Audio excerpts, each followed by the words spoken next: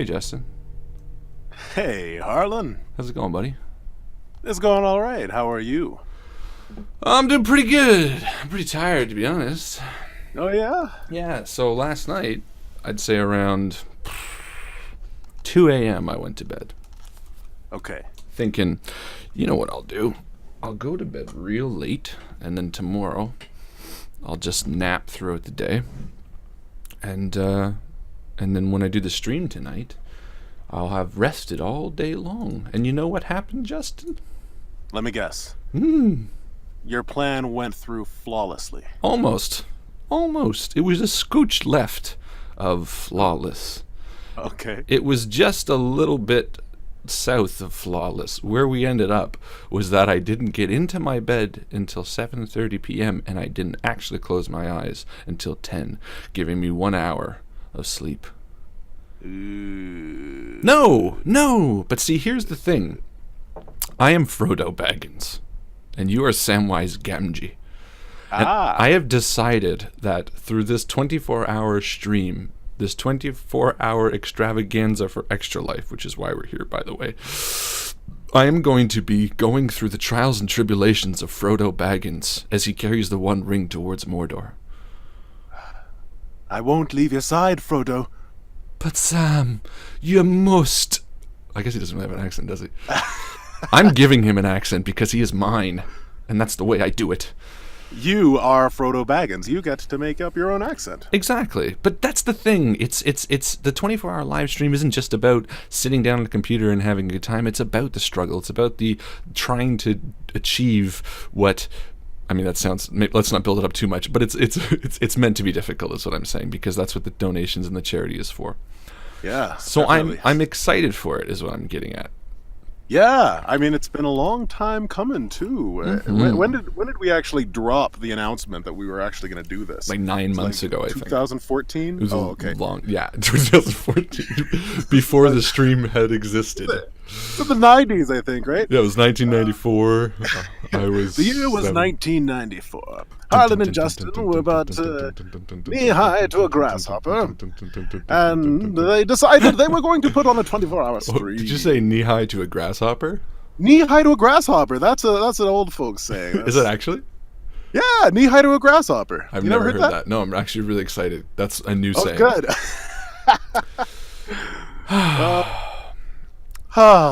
Ladies and gentlemen, welcome to the Extra Life 24-hour charity live stream. From this point till 12 midnight tomorrow night, we are going to be streaming games. Yes, that's right.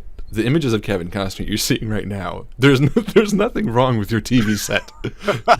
Don't adjust the picture. Everything is under control.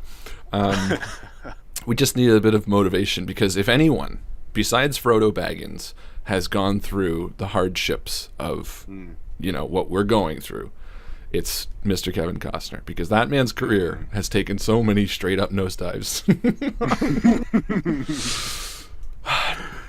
All right. We love that guy. I love that guy. He's a beautiful man. Look at my screen. Look at this. This is my motivation. I can't see it right now. It's a tough thing. I'm just going on audio. You're going to have to describe it to me. It is Riven. Well, it's Rivendell. Rivendell? Yeah, Rivendell. From Kevin Costner? Was it Rivendell? It's my background.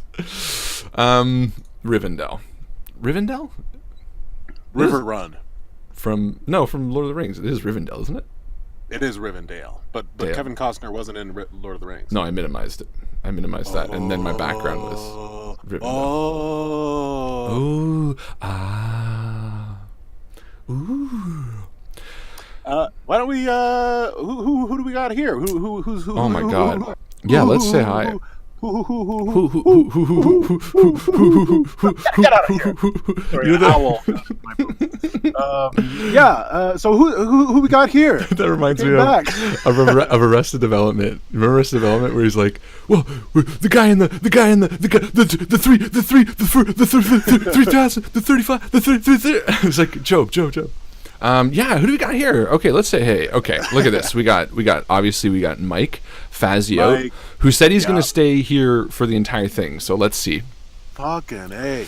We got Reign of Peace, aka Paul.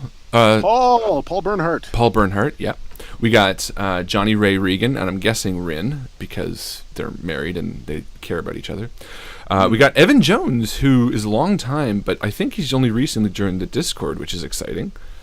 Evan Jones, good to have you here. Feel free to write us some poetry as you're watching here. Poetry about anything that you see, and maybe I'll read it out, because some great poems, dude. That's right. You do. You have some great stuff. And that's what Justin's here for, just to lend us his sexy voice.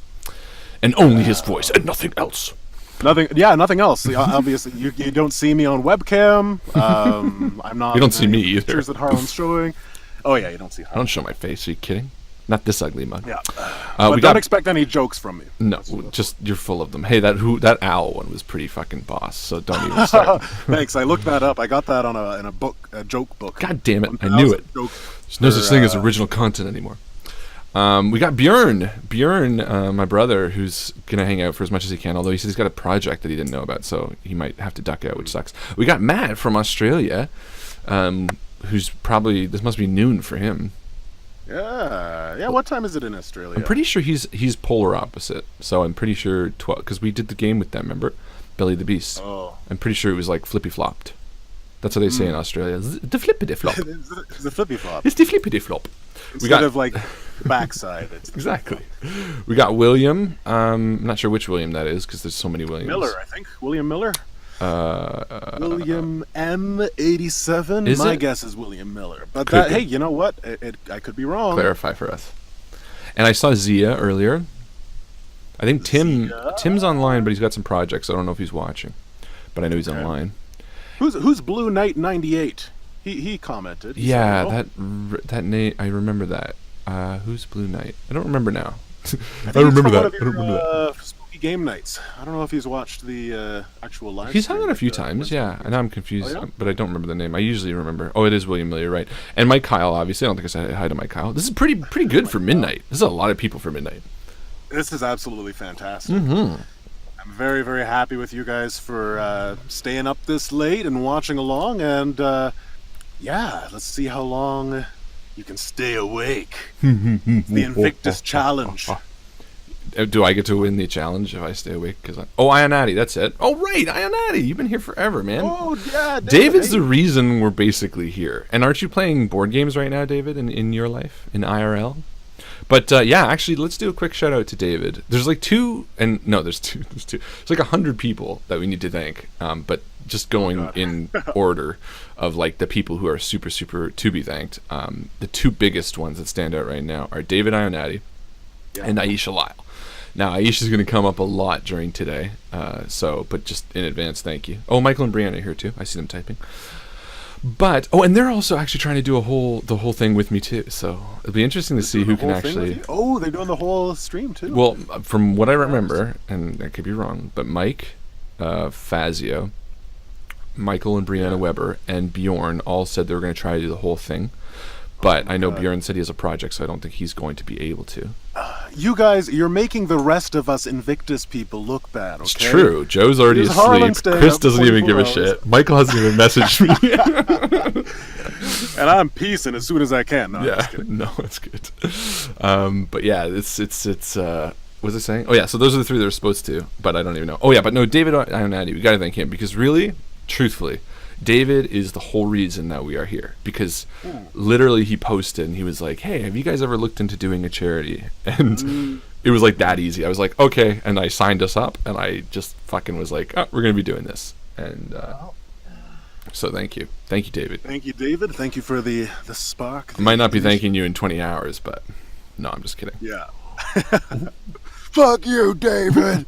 I hate you. I've already finished I've had an espresso, a double espresso, and I just finished my coffee. So if anybody's keeping count, let's just count pulls, meaning like an espresso pull. So you know what, I can tell actually that your words per minute has gone up significantly. My WPM, my whoop'em. Yeah, your whoop'em. Perfect. It's funny because like I'm thinking, I'm like, oh man, we should start playing because it's already 12:15. And then I'm like, wait a minute, we're doing this for 24 fucking hours. I am in no rush. There's someone sitting at home on the couch, like tapping on. their wristwatch. Like, oh, Get to it already. God damn it. Yo, if you're watching this, you're not watching this for Inside. You're watching this because A, you hopefully enjoy us in one way or another, and B, you believe in the cause, and that's why you're here. So yeah. Hopefully this ain't too. I'll just go back to playing country songs if we need to. Oh, David says friends are coming later today for Mad Board Gaming. That's awesome. Paul played board games earlier tonight. Coliseum for the first time for me to play, and I managed to win. Nice. Yeah, Bjorn said he's going to leave in 6-ish hours, but I will try to stay in chat for at least the whole day. Nice, bruv. There was once a man from Peru who only slept an hour or two. He played some Inside, drank coffee, and tried. Now he'll do Extra Life too. Look at Mike making the limericks. That's a limerick, right? That was a limerick. Yeah. That's sweet. Delusions. Are we doing any XP giveaways today? Is that a thing? We Sure. thought about that? Yeah, let's just do it. Let's just throw it out. We redid the entire XP system because it just got totally overflooded. Let's just throw all of that precaution to the side and let's just start flood the market. Flood the fuck out of it. I'm in. Just start handing it out. You get XP. Like Rosie O'Donnell and those fucking koosh balls. That's a Rosie dated O'Donnell. reference. I was expecting Oprah. Yeah, well, my voice was Oprah, but my reference was, I don't know. Anyway, I was all over the place. Delusions will be grand by hour 20. Honestly, John, I think Delusions are going to come sooner than that because, like I said, and I'm not fucking here. I woke up at 7:30 this morning, or I should say yesterday morning, and I slept 1 hour. So you're pretty much doing a 48-hour. I'm basic, and I'm not saying that to like be. I'm just like being serious, and it's my own fault because I went to bed at like 7:30 and I just couldn't sleep. I was just, I don't know, maybe excited or whatever. But hey, but on the plus side is Sunday you get an extra hour of sleep. Yeah. Well, I also took vacation on this week because I figured I would be stupid. Slacker. I know. It's the first vacation of the year. I'm such a monster. Hey, we got another poem. We got 2 more poems. You go for it. Sorry, I read the last one accidentally. Hey, no, that's fine. You're more than welcome to. This is kind of your thing. Michael and Brianna wrote. They have a poem for Justin. Streaming for Extra Life. Raising money for the kids. Kevin Costner rocks. Yeah, you gotta snap. That's how it goes. Like coffee house haiku. Very cool, very hip, Michael and Brianna. All right, why don't we head on down, get down to William M87. That's a hip name, you cool cat. Speaking of cats, that's your profile picture. Roses are red, violets are blue. 24-hour live stream for kids, and for you. Groovy. All right, back to you, Harlan. I can see the beret sitting halfway on your head and the cigarette smoke rising. I was digging the bass solo in the background. I did a bit of it. That's got to come back, yeah. Well, I guess I could actually just use the guitar, right? Since I have it here. Ooh, coming at you live from Calgary, Alberta, and Pickering, Ontario. This is Harlan Guthrie and Justin James from the 24-hour Extra Life stream. That was not a very good word. I liked it. It was kind of wispy, you know? I'm still in the country mode, that's why. All right. Sanity. 1 hour's rest. 1 hour's rest. That's right. His poems are much better than mine. Hey, ain't no such thing. There was a group called... Oh, here's another one from Matt. Do Matt's. No. Okay. All right. Matt. Oh, wait. Let me do the bass solo. Is it offensive for me to do it in an Australian accent? Nothing's offensive. I can't do it. I can't. I once heard that doing an Australian accent is like chewing bubble gum. It's like you're chewing gum. So I'm gonna try to just pretend I'm chewing gum, and maybe it'll sound Australian. No, I told you. Anytime, all you want to do is you say good. Good. And then good. like eyeball. Good eye. And good then eye, mate. And then you say there it is. good eye, mate. Like might, like strength. Good eye, mate. See? Impossible All right. to fail. Bass solo, please. There was a game group called Invictus, who are always happy to see us. Their references are wild, just like their style. I just sound British. Good eye, mate. Good eye, mate. Harlan and Justin are sexy, so say us. You sound I kinda like, lost- You sound like Mick Jagger. It's so rude. Hey, you know, I've also heard that if you're ever trying to come up with a character voice, all you have to do is do a really shitty accent of like some other voice, and it'll turn into an authentic, new character True. voice. It's pretty much that's how I do all my characters. Oh well, okay. Matt replied. He said perfect. Aw. So That could have been before you finished, though. In all fairness. No, that was pretty good. Good eye, mate. Oh, good idea, Bjorn. Everybody, if you're watching this on YouTube or, excuse me, or any other, That's the pitch. that's it. If you read it, if you're watching this on anything, make sure you come over to the Discord. It's in the chat or something. What am I doing? Oh, Discord. Yeah, the Discord link is in the description of the video, so all you have to do is follow that, and you can see us, or not see us, but you can You can see our voices with your ears. You can see our voices with your ears. The And- delusions have begun. Yeah, exactly. So it's good. This is a good high. Yeah, We should do 24-hour streams every day. I'm going to. Wait, every That's the day? thing. Yeah, every day from now on for the rest of your life. That's what this is, right? Yeah, pretty much. So then then I die. Oh, right, yeah. You just die at the I just die at the end. Oh, it sounds like a Monty Python sketch. All right, I'm dead now. All right. So, Inside is a game that I don't know anything about, but I think to set the tone, Justin, do you want to maybe read us a little bit of a story or something? Sure, yeah. I've got a story lined up for you folks out there who are in the mood to get in the mood for whatever mood Inside is supposed to be. Really roundabout way of saying that this is kind of a creepy story. Ooh. And it was written by a gentleman by the name of Harlan L.K. Guthrie. Can we just hold on to clarify first? When I said Justin read something at the beginning, I wasn't like just like here Justin, pick one of my stories You and read read this? it. Yeah, That's the only exactly. reason I'm awake right now. Yeah. No, but I legitimately need people to know that I was like, hey, you should read something, and then you were like, oh, okay, I'll read one of your stories because. I picked one of Harlan's stories because I figured it's fitting, and it's a great story. So, Well, I don't want to build it up too much. Right. Yeah, it's not that great. It's okay, but go for it. I'm gonna mute myself to give you the full attention. So you go. Are you on the Inside? Yep, it's on the menu. In fact, there's a little bit of rustling leaves and rain sound effects, so it's gonna be very nice. Perfect. Okay. So you go for it whenever you're ready. All right.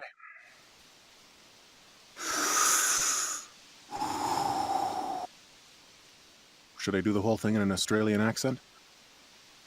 No. Okay, I won't. The End is Nigh by Harlan Guthrie. Emma and I sat on the edge of the building, our feet hanging over the edge with the crumbled city before us. She leaned over and spit playfully. 5 stories down, the wet glob smacked the head of one of the undead below, which then let out a weak moan. 10 points, she said, smiling towards me. I guess that makes us about even, yeah? I asked, half jokingly. Yeah, no. I think that makes me the winner. She stood up and walked back towards the apartment's roof air conditioner, hopped onto it, and laid back with her face towards the now darkening sky. I stood up as well and walked over to her slowly. Her mood was heavier than before. And you're sure all the batteries are dead? She asked with a sort of desperate accusation. Emma, I pleaded. Fine. She hopped up again, unable to sit still, knowing what was to come. She walked about 10 feet until she was just before the edge of the roof, and turned back to me. We could just jump off, end it now, save ourselves from whatever is coming. The horde below moaned a bit louder, or maybe they just seemed louder, as if they knew the subject of fresh meat had just come up. The streets below were stained with blood and dotted with entrails from the survivors long dead. I wondered how much blood had lined the streets, how ancient this city really was, how much death fell through the cracks and filled the cistern below the city. Was this even really a city? Really, is that how you want this to go? After everything we've done, everything we've been through, to just give up like that? And what would even happen? Where would we go? We'd do what you want to fucking do then, she shot back at me. I stood there, dumbfounded. There was nothing we could do. This time, there was no out, and she knew it. I had no idea what existed beyond the short distance I've traveled outside the city. Even if we managed to escape this nightfall, I had no idea where to go. This wasn't a sprawling world to be explored. This was an arena of death. Just gonna pause it there. Hey, Harlan. I can hear your computer there.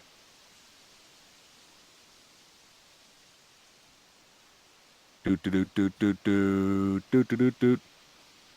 All right.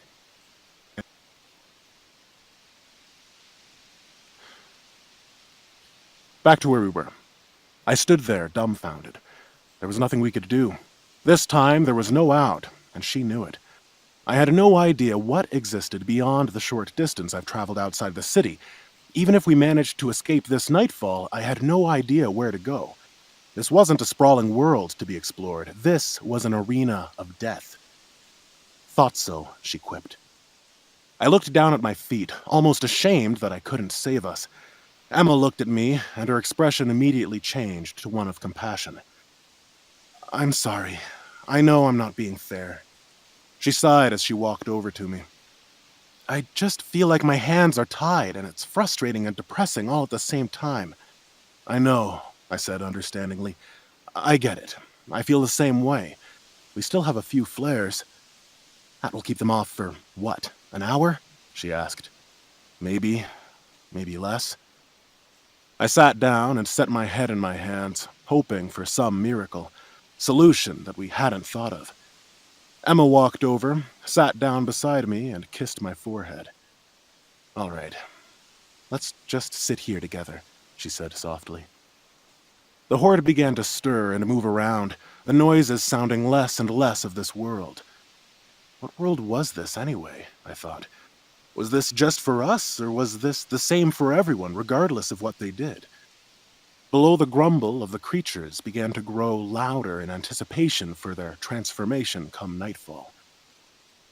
Sounds like the kids are getting antsy, Emma said, jokingly. We sat there, watching the sun set for a long while. What happens when you die in hell? I asked. Emma sat with me, looking out over the darkening sky. Surrounding the sprawling, destroyed city before us were pits of fire and brimstone. Molten metal filled the air with the faint scent of iron. The crimson clouds of hell dotted the sky, filling us with a constant sense of dread, waiting for the next time they drenched us in acid rain. We had been trapped in hell since our deaths, and though neither of us wanted to admit it, we both knew we deserved to spend our afterlife here. I only then realized that this was the first time I said the name Hell out loud, and even saying it made me shake my head a bit. She thought on my question for a short time before answering. I don't know. Maybe all this starts over again? Maybe we go back to when we first died and have to start the game all over again. I remember 2 months ago waking up here. I thought it was a bad dream. Same. If that's true, do you think we'll remember each other? I asked, hopefully. Maybe this isn't the first time we've been here, she said, half joking. I looked down at the horde of monsters that filled the crumbled streets below us. The soulless undead were the ever-expanding army of hell as each and every soul sent down here broke over and over again. When the mind breaks completely, all that's left is the husk of what was once human, now hungry for flesh and always in anticipation of the night when they could transform. allowing them to spread their wings and hunt. Then a dark thought dawned on us. Maybe we've been here before. Maybe our hell was to fight the creatures, live in fear, and to hide forever in an endless loop as the ultimate prey, justly so for what we did when we were alive. We looked at each other with concern, and Emma stood up quickly. Well, if we're doomed to repeat this again, let's make a note, here, on this roof so that we can find it again and maybe work together faster, or try harder, or... Emma trailed off, trying to come up with some reason that made sense, tears starting to form in the corners of her eyes. I stood up as well and put my hand on her shoulder to stop her from pacing back and forth. I handed her a small piece of chalk. "You're right. Let's write a message," I said with a pained smile. She looked at me, smiling with tears in her eyes, and took the piece of chalk from my hand. She wiped her eyes and took a deep breath. "Okay, so where should we write the message?" she asked with forced excitement. On the roof was a door leading into the building. It protruded from the roof and had 3 cement walls enclosing it. How about there?" I gestured to the door. "We can write it on one of the walls, and maybe we'll see it there next time." Emma smiled and began walking over. I turned to see the sun just about to go down. "We better make it quick. The sun's about to set," I said, turning towards Emma, who was facing the wall. Her face was white, as if all the color had drained from it in an instant. "What's wrong?" I asked, walking over. I stopped and stood next to her, looking at the cement wall as she was to write our message on. There, written in Emma's own hand, was the heading, "Emma and Dan. Days survived." Underneath were hundreds of separate numbers. 5, 11, 145, 341, 2, 66. All signifying the number of days we had survived in the past. Emma turned to me. In the dying light, I could see the tears were back in her eyes and starting to roll down her cheeks. I leaned in and kissed her softly. Then I took the piece of chalk from her hand and turned to the wall. In large white letters, I wrote our number, 43, and dropped the chalk on the floor by our feet, which was riddled with other pieces of broken chalk. Below the horde turned to the now set sun, and bits of flesh and sinew began falling to the floor as their transformation began. "See you tomorrow," I said weakly, with a smile and tears starting to form in my eyes. She just laughed and hugged me tight as hundreds of blood-curdling screams echoed out over the night. The creatures took to the sky, filling the night with the sounds of their thrashing wings and hunting calls, which they cried out through broken teeth. We may be in the darkest place in the world, but we are each other's light. The end. Very nice. Great tale. Just for clarity, I muted myself to the stream, but because you and I are chatting through Discord, so that's why you could hear me, but no one else could, so I don't know if that's better or worse, but just so you know. People watching are just going to think that I've got voices in my head. You're like, Harlan, I can hear you. But the thing is, I put my headphones down too because I was trying to listen to the stream to see what the volume was, but anyway, sorry. I didn't want you to think I was being rude, but... No, that's okay. Yeah. Fantastic reading, Justin. That was very good. Thank you very much. Interesting, because you've read that before too, but I gotta say, you read it much better. Not in a bad way, just because, but you've done so much since, I guess. I've done it. I did it much better, but not in a bad way. I don't know how I could. No, I mean not in a bad way. Yeah, I'm not putting down your original recording. I'm just saying. Gotcha. Yeah, like I'm impressed at how. Well, it's crazy. It's like anything, right? Like you do it over time, and like slowly you become much better at it, and sometimes you don't even realize how much better you become. It's true. Yeah, it's kind of interesting. It's one of those things that like you don't really train for it, and I don't know. Maybe it's I think that I have improved and I don't know if it's cocky to say that, but No, you most definitely have. I think that it's just one of those things that you just do it enough. And if you're really listening, I don't know if anybody watching has any experiences that are similar, some sort of skill that you've developed just through sheer repetition and paying attention. But it can go a long way. You can really improve if you listen to yourself, listen to others, and try new things. Absolutely. Well, they say it takes what, 10,000 hours to be a master at something? That's what they say. Master debater? Master debater. I must have had 10,000 hours at masturbating. I don't know if I'm the At master least. at it yet. At least. You send me a message every time you do. Yeah, so just count the With a messages. timestamp. We add to it every time, and I've been keeping track at least. Yeah. Cool. Good. Well, thank you. That set the mood. I'm kind of feeling spooked. I'm excited to try this game. What is it all about? What is this game? Do you know anything? Inside. about I know nothing about it. Are you? I guess you're not watching, eh? You can't see what's going on. I can't see it right now. Oh, But I will probably turn on the game in a little bit. I'll just focus on the chat. sure. All right. We're gonna start this. Inside. We don't know anything about this other than that it's a game that, yeah, is post-apocalyptic in nature. Post-apocalyptic, dystopian. Dystopian. even. It's a beautiful game. Well. Already I can tell that it's really, really gorgeous. Here, let me pull it up. You'll be on a delay, but you can still at least see the visuals. And then when I go, oh, you'll know something bad's about to happen. Ah, okay. I get my cues to prepare. Exactly. I wish someone would do that for me in horror movies. To prep you? Yeah, just like a horror movie night. Where Oh. they watch the movie just 2 seconds ahead of you. That's what Michelle makes me do. If we ever watch a horror movie with Michelle, Oh yeah.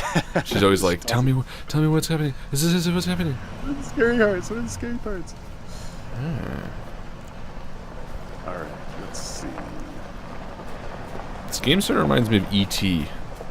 You play a little boy and you're running through the woods. I don't know why Yeah. that reminds me of E.T., but Oh, okay. This is. Okay. So is it kind of a side scroller? yeah. There's another game. Oh shit. Okay, never mind. So it's a hiding game. Yeah. So, yeah, it's a game that reminds me of Limbo. Did you ever play Limbo? I never did. No. Oh, it's a really good game. If you ever see, it's by the same company, I'm pretty sure. Oh yeah. Yeah, and it was a game where you played a little boy in limbo. Thus the name Oh fuck. Limbo. Oh, you just saw what happened? Yeah. Yes, this is so delayed because I was like, just did that. I figured. I was like, what's it gonna be? What's it gonna be? That's too funny. Okay, I don't understand any of the Limbo? controls.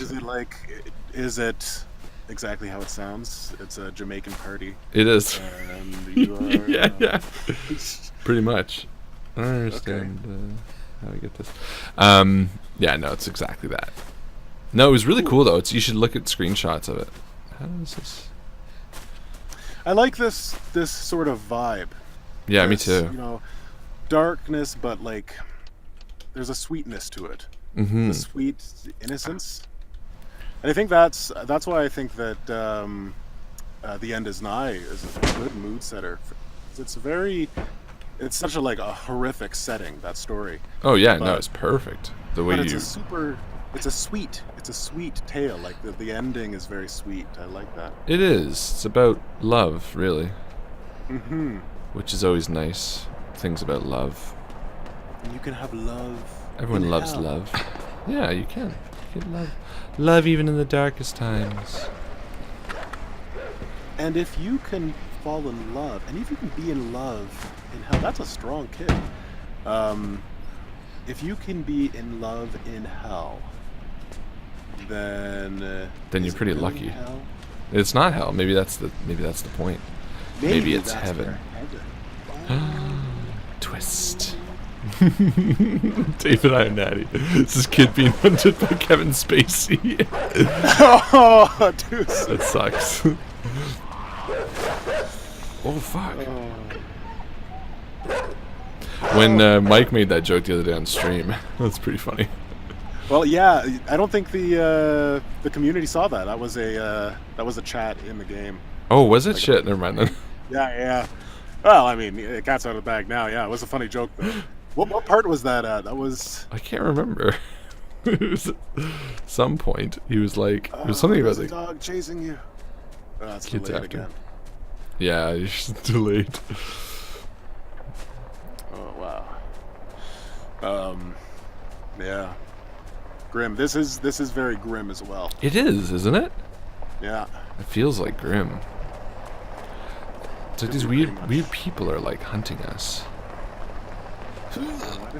Why do they want you? I don't know. What's so?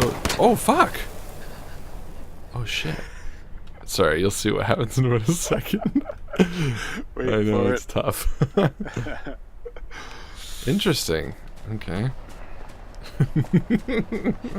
See, the frustrating thing is your audio is advanced, but everyone else is gonna be like hearing it after the fact.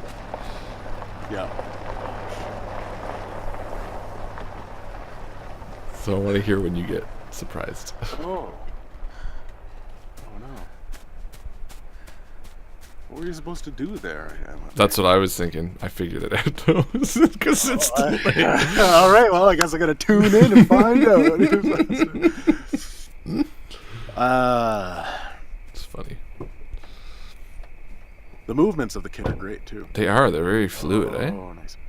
Yeah, very fluid and very realistic. There's a lot of character in him. The way he just kind of like, the way he looks around, just the way he breathes. Yeah. Oh fuck. Even the way he runs very like awkward, does.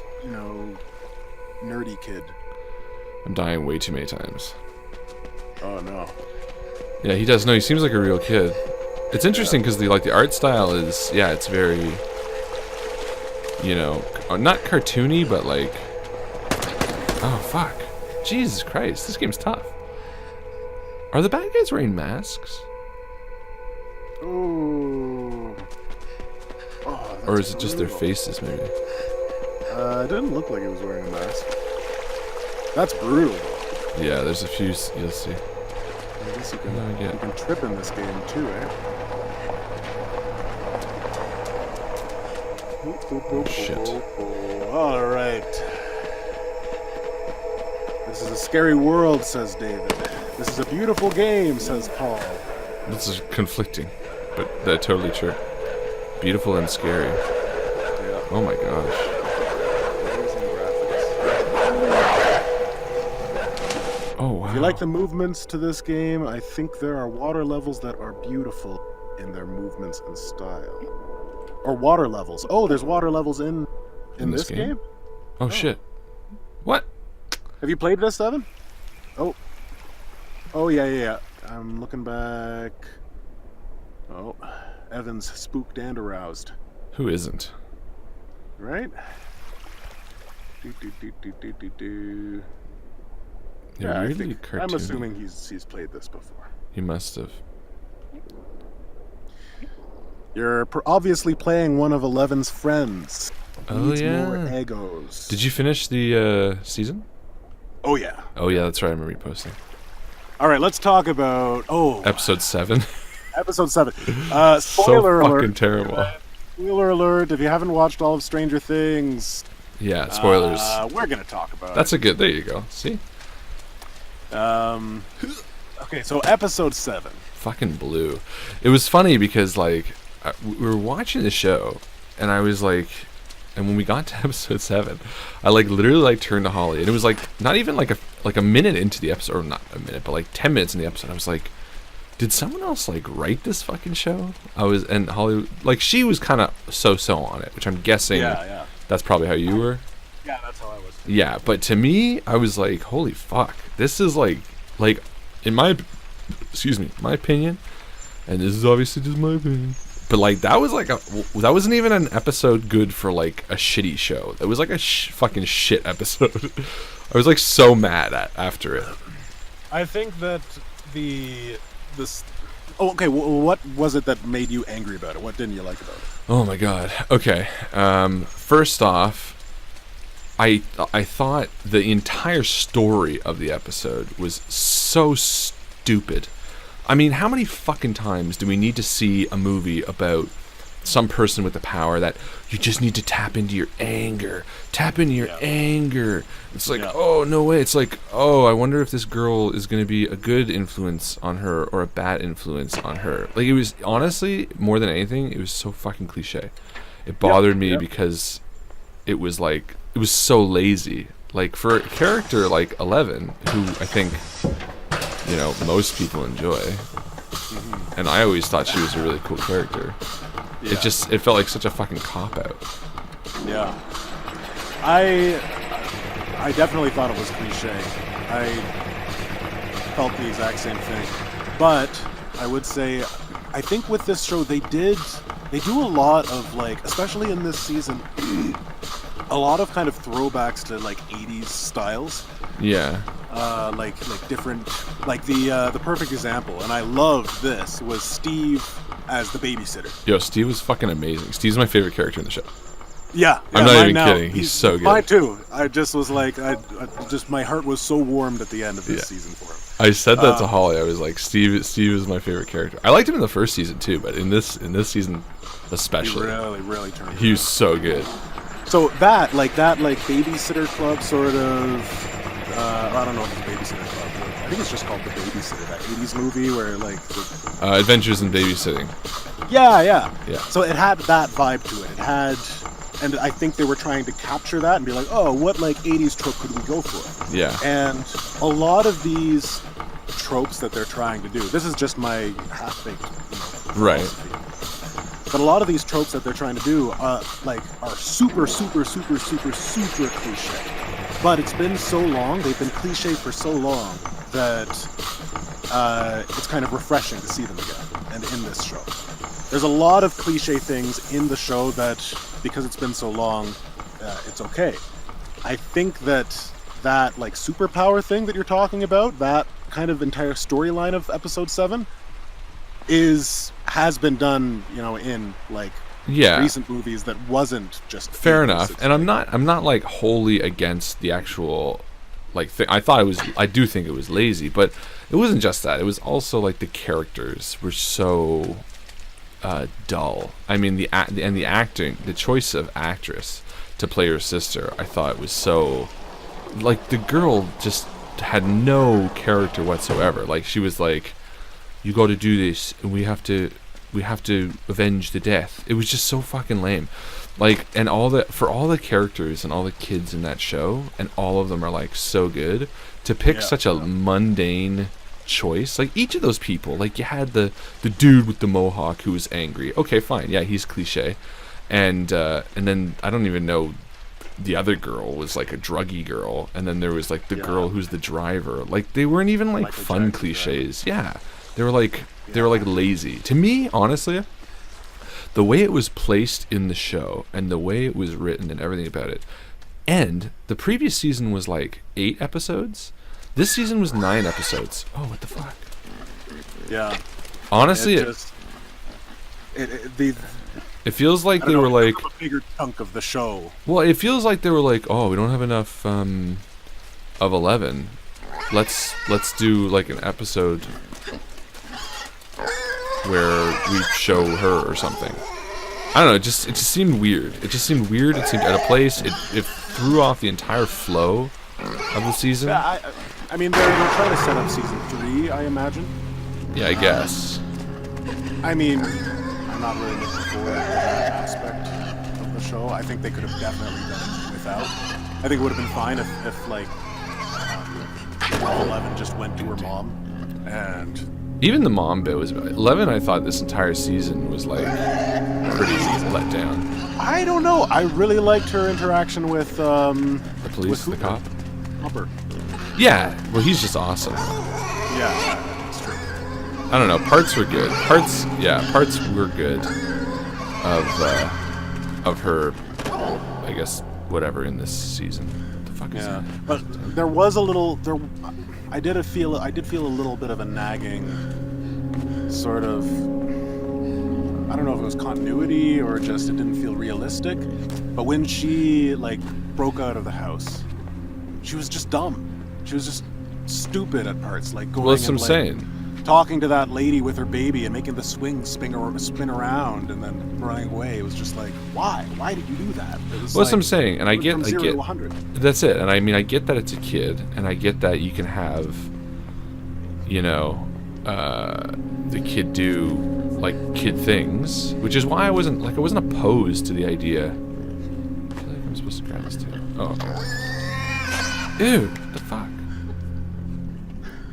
Sorry. I'm not even watching the game anymore. What the fuck? Anyway, so yeah, it's not like I'm opposed to the idea of her acting like a kid. I just found like they could have done anything in that season of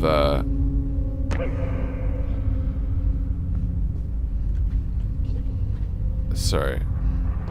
They could have done anything in that whole area of her going to New York or wherever the fuck she went, Chicago, and it would have been better in my opinion. They could have done away with that. They could have done anything like else. Like Different. I would have preferred them. Like I wasn't opposed to the idea that there's other members, like AKA 8, which I guess is what she was called, right?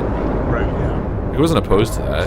It was more just They just could have been. They could have done it better. I think if they'd made it, I don't know, if they'd made it darker, maybe. I don't know.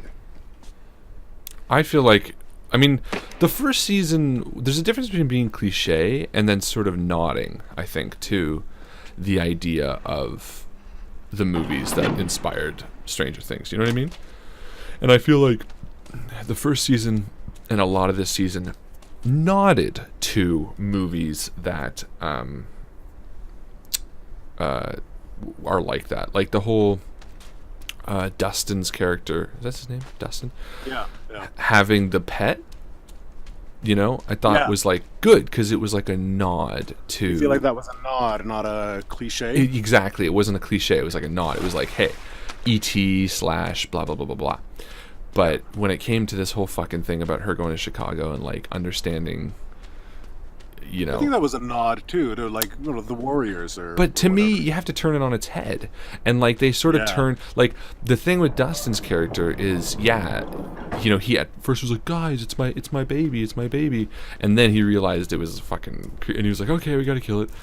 But this was like they just followed it through, and it was just dumb. I don't know, it really bothered me, and it's funny because all the reviews of it, if you look at the season rating on like IMDb, it's like 9.9, 9.8, 8.9, 9.2, 7.1.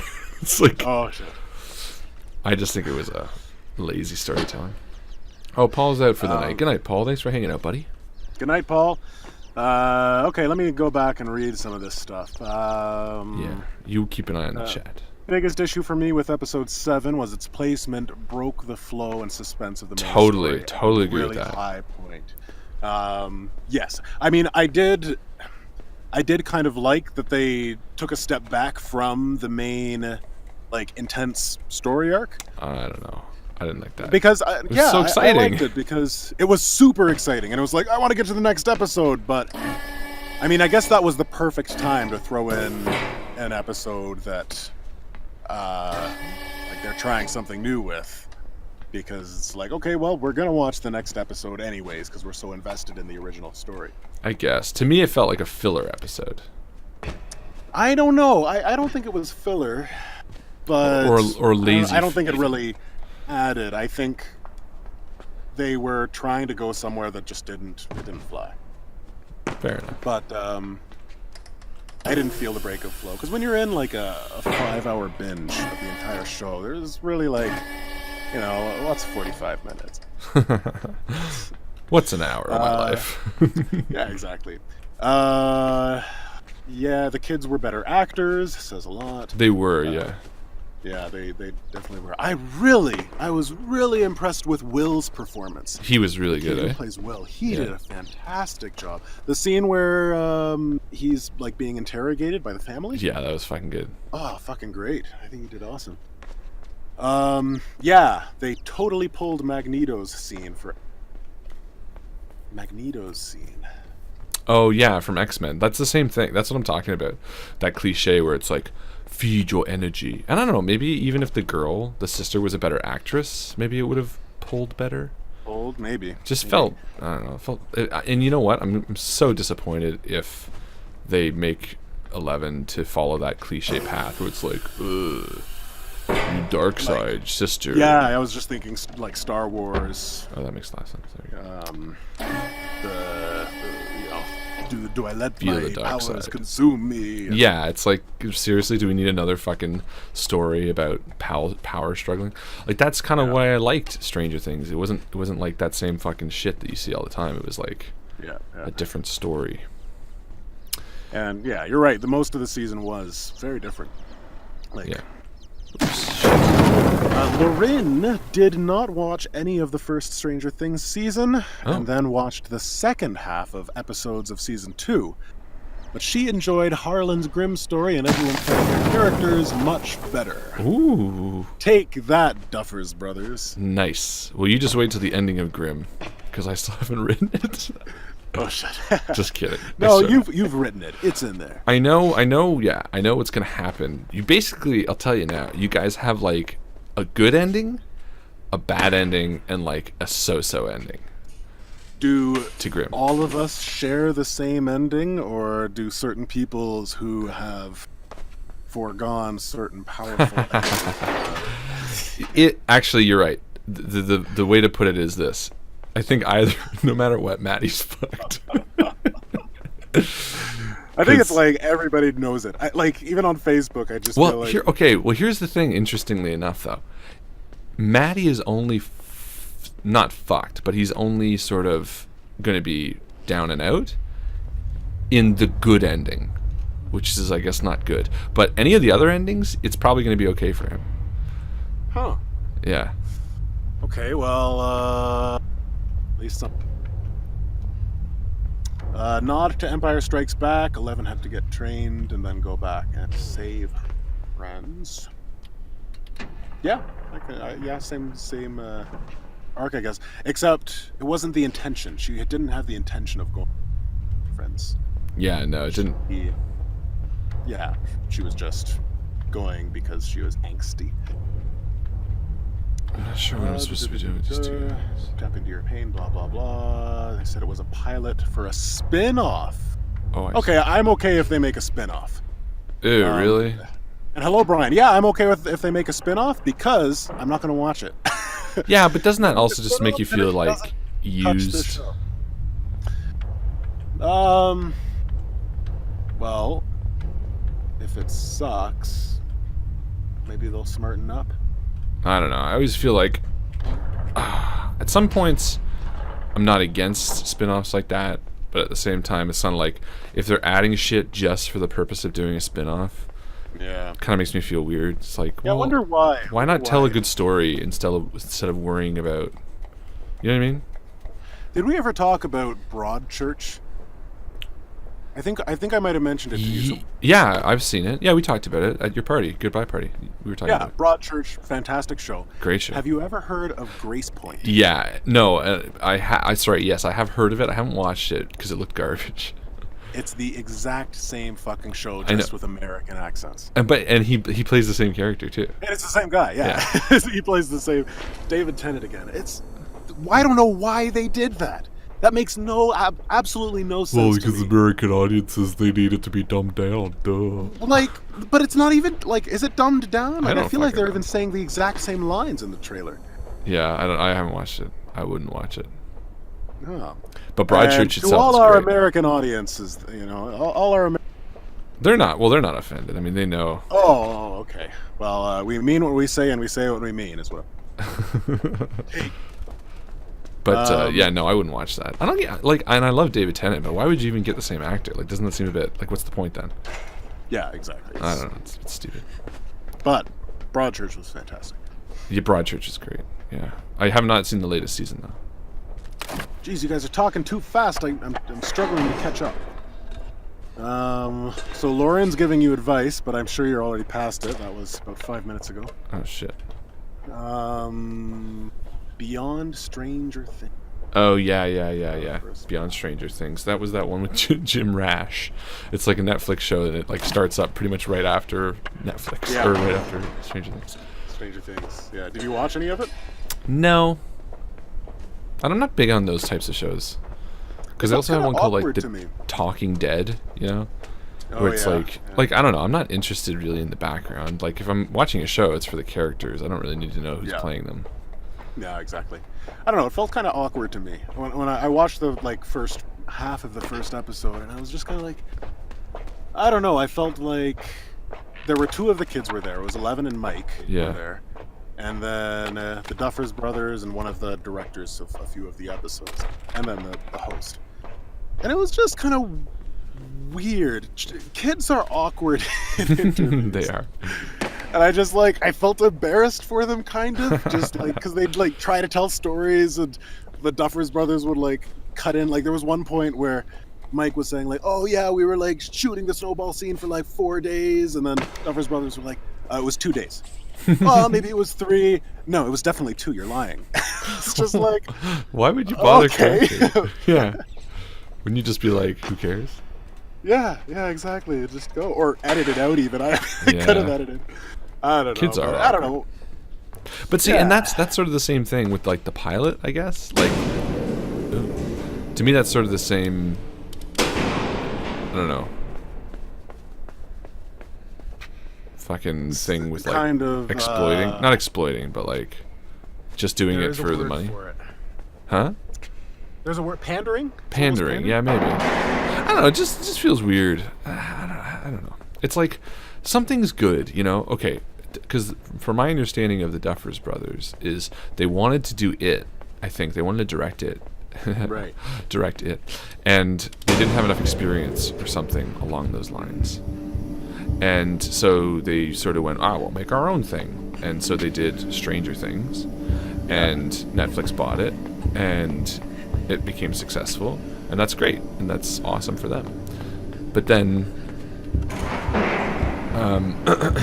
it's like Netflix is like, oh, we got a good one on our hands. Okay. Well, what can we do? Let's start talking about a pilot for a new season, a new show. Let's do Beyond Stranger Things, and let's put little Mickey Mouse hats on the kids' toys, and like I don't know, it just something about that always fucking bothers me.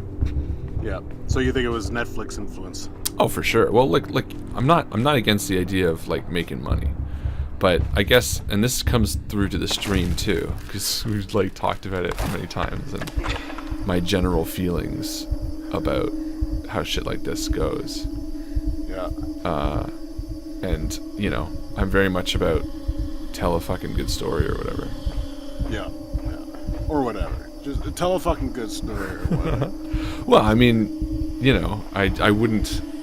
I don't know. It just feels so hokey to be like, hey, you know, if like we were having success with like Grimm, it's like, hey, can you do a spin-off of Grimm about Maddie's character and we pay you? I'd be like, nah.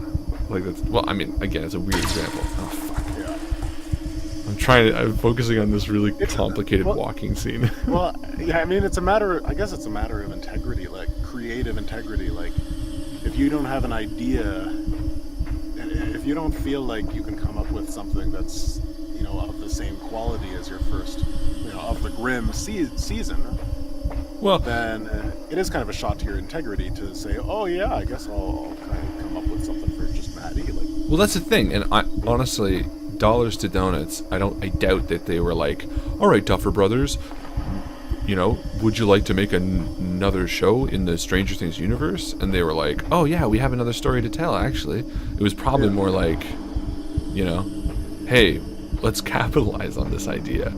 Write something else.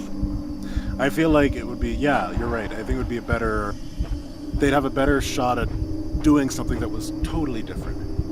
I mean, maybe just connected through the Upside Down, but like... Yeah, or like a different part of the world. In a different town. Well, it's the same with like Fear the Walking Dead. There's another show that, you know, that they like created because, you know, Walking Dead was popular. Yeah, Fear the Walking Dead. I've only watched like one episode of it. I still don't quite understand what... I haven't watched it at all. ...the deal is with it. I still don't know what it's about. Let's read some of these comments.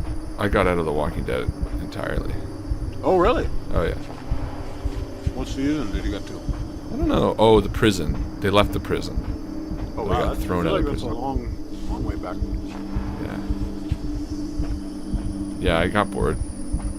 Yeah. I mean, that's another thing I don't really like. Or at least one thing that I do like is when a show says, we're going to make 3 seasons. That's what we're going to do. Yeah. They do that. They just fucking Like stick Ricky to it. Gervais is that way. Yeah. Yeah, that's true. I don't know. It's definitely more quality. Yeah, but if like when you get those shows that are just like, oh, let's just see how far we can go. It just They And then they tend run to. it to the fucking Oh. ground. Yeah, they tend to run it to the ground. They do. There are some exceptions, and I'm sure people on the stream can think of like long season shows. Yeah, if you're watching, what show do you think actually stands up all the way through to the end? That's longer than say 3 seasons.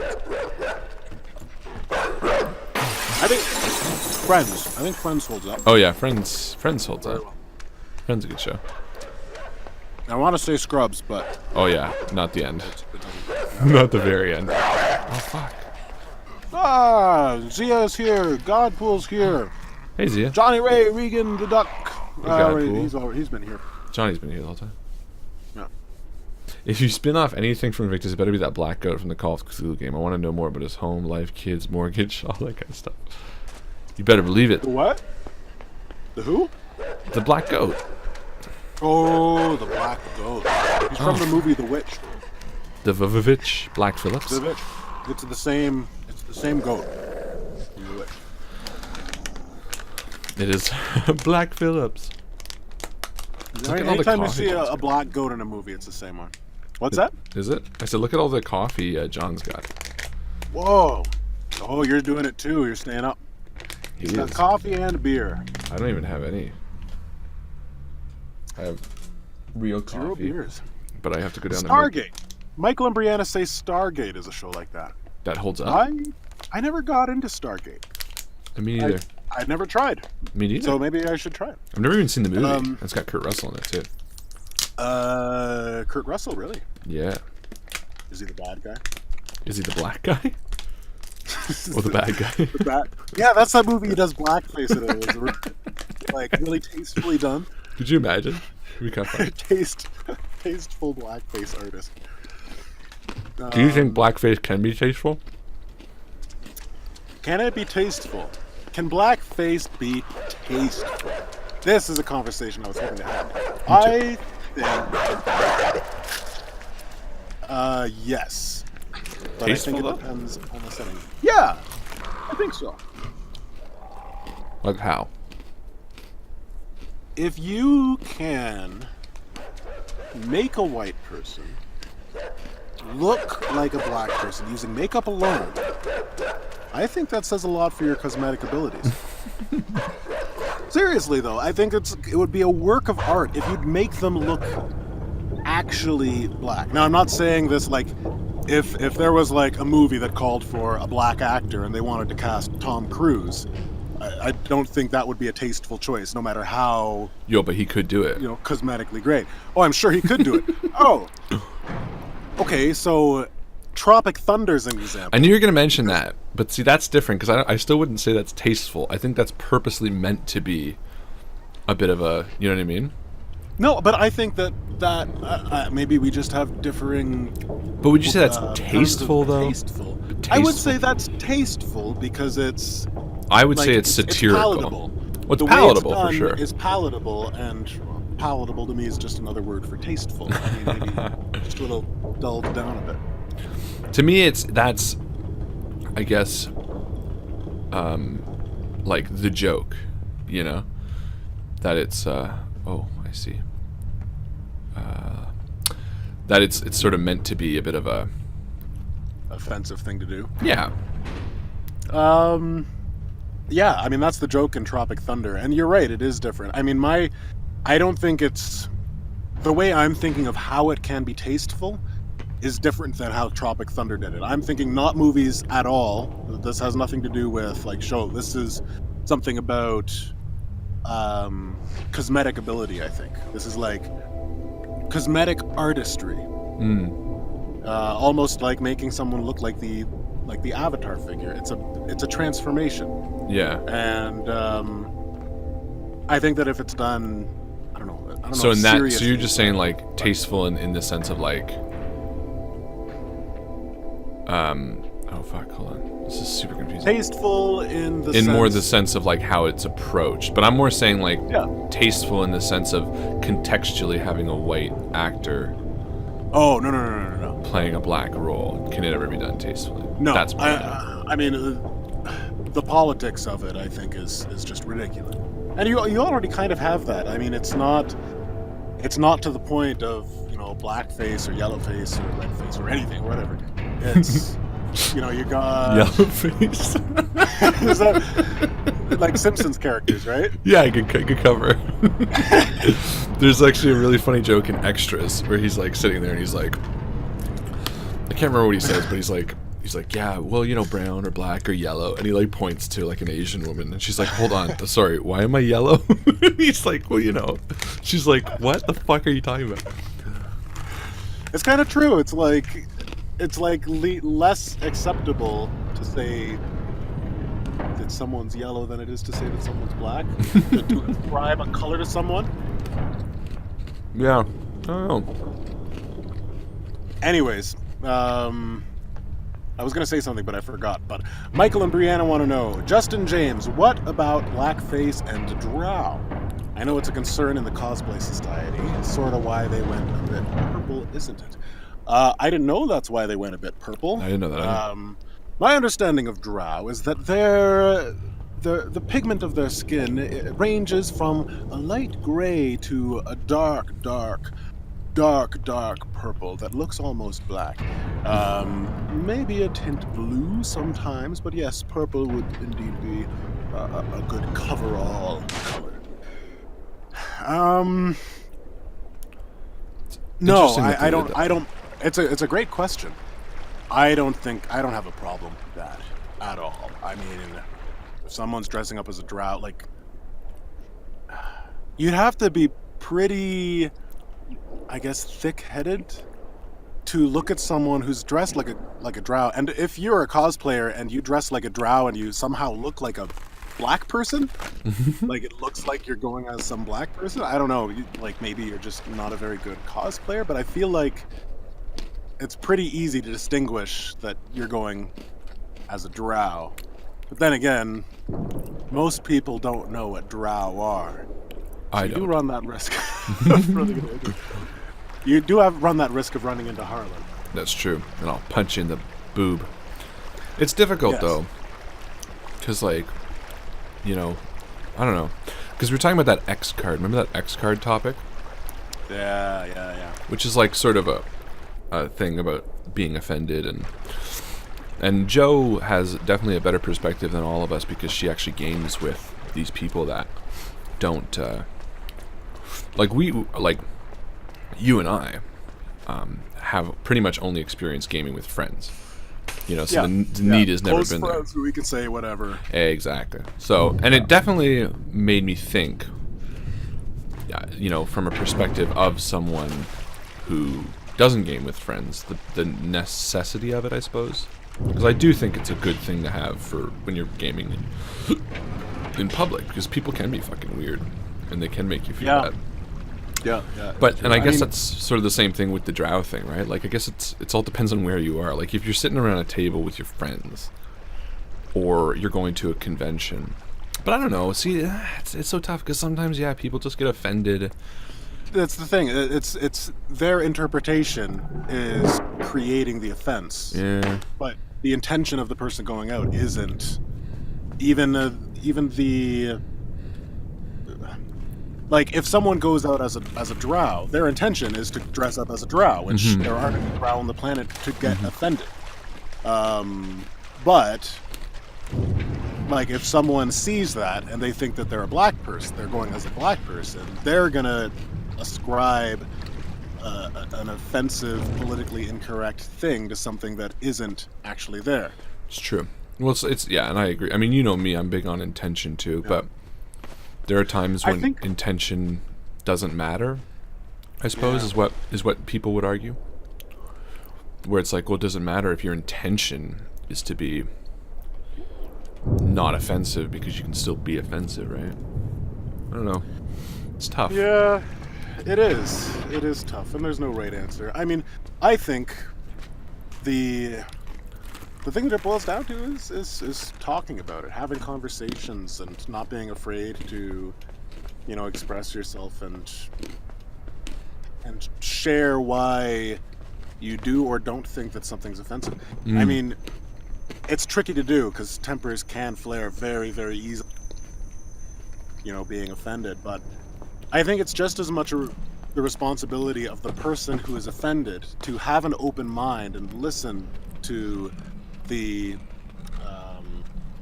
prescribed offender. Is that the right use of? Sure. Because it's so easy for these conversations to be one-sided. Yeah, for sure. I'm offended by what you've done. You're offending this group of people. Yeah. You can't do that anymore. Yeah. Without even being able to having the flexibility to say, oh, they're actually not going as a black person? Oh, this is some sort of character from a game? Oh, okay, I guess maybe that's different. Let's talk about it. Yeah, that's true. And I guess it depends on each situation as it comes up too, right? Like, Yeah. I would love to see how that plays out. Because if you dressed in drow and someone was like, what the fuck? Get the fuck out of here. You're like, what? But then if if it was kind of cool about it. What about black people in blacker face? What's blacker face? I don't know. Oh, fuck. It's like, okay, we got a lot of comments. Yeah, you're supposed to be on top of that. Jump to these. Well, you get into a conversation. I'm not blaming. I'm not complaining. It's all my fault. Don't people who over tan count as blackface? That's an interesting point, William. If you go to the tanning beds like every day with the intention of looking like a black person, then maybe that's offensive. Yeah. Jaundice? I think we could give jaundice people oh, that's yellow face. Yeah. Okay, so Evan Jones has a legit opinion. The issue with blackface, in my opinion, bear in mind, I am so white that when the sun hits me, it prisms. The issue is not the makeup of the blackface per se. It is the mockery of a group of people by those who feel above them. And yes, that's exactly Right. Yeah. I think the spark of what I was going with the cosmetic desire to, be artistically, great. Do something that's really artistic and transform someone. Yeah. How you doing there, Harlan? Good. Anytime I'm exasperated, it's never at you. Just understand I'm about to die or something. I can't talk about this topic anymore. Yeah, could you imagine? Gotcha. Mexican rice is brown, and Asian rice is right. Asian fried rice is yellow. That used to be a joke. Okay. Here in Iceland, racist slang for Asian isn't yellow. Glur is rice or very strange choice. Interesting. Okay. Why are black people even called black? White people? Wow, we're getting really philosophical. For someone with social anxiety, great safety net. Oh, this probably has to do with the X card. Oh yeah. The X card, and definitely, I think that like Harlan said, like there's when you're playing with people who you're not used to. I mean, I think that I would have social anxiety around a completely new group of people. For sure. And I don't know what other people are going to say. Like, I mean, right now it's easy for me to say there's nothing that offends me, but I don't know. People that come in all shapes and sizes, they might surprise me. So I think it's something like that in a public setting would probably be pretty handy. Totally. Look, the whole idea about that and about what we were talking about is like I can't look at somebody and expect them to change their mind about what I'm going to say if I'm not willing to do the same. And when I heard about that card thing, I was first like, oh no, that's nothing I need, until I read some of the comments. And then you know what I fucking did, ladies and gentlemen? I Googled it and I read other opinions besides myself. And I read one about like a war vet who like didn't actively think he would give a shit about an X card, but wished he had one when like a particularly terrible torture scene came up, and he was just like, this is really bumming me out and I can't just walk away from the table. I just love to tap it. So we just skipped this fucking scene. And what I'm saying is like, and this goes to everybody, and this I'm saying this for myself too, because it's so easy to be like, oh yeah, no, this is my values, this is what I believe, and that's the end of it. I don't need to hear anything else.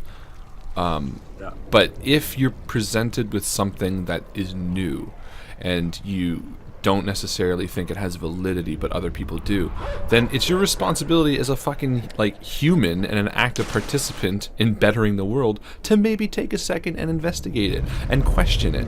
Question everything. Like if you have a really standard belief about one way or something and it's typically different than the majority, maybe just ask yourself if that's kind of the right way to be thinking about it. Oh fuck, we're gonna get fucked by a dog. Speaking of which, what? What's going on? Not really. Sorry. George Thompson says hello on YouTube, and he just Georgie. wanted to say hi. He's trying to catch up on Grimm before the finale next week. Halfway through Chapter 7, and he's loving it. Good work, Harlan and Gabe. George, finale is tonight. I mean, tomorrow. Or are you like he's going to watch it? What does he mean?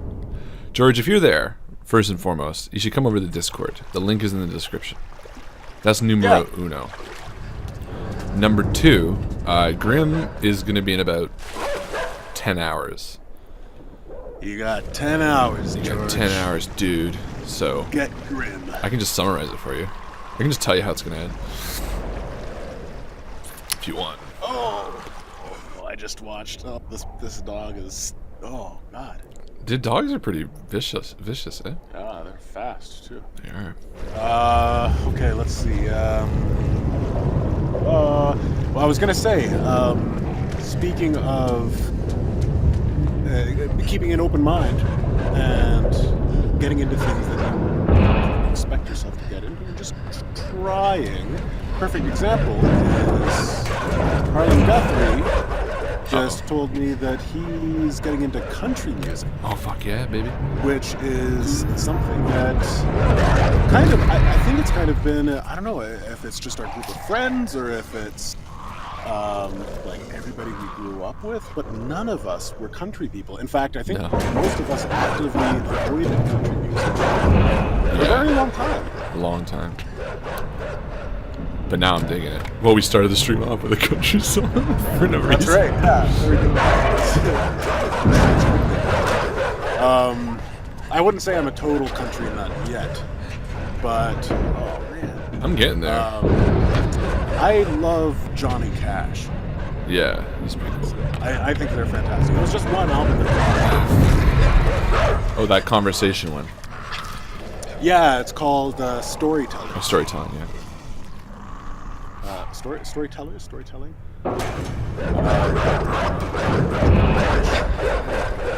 Dogs are great.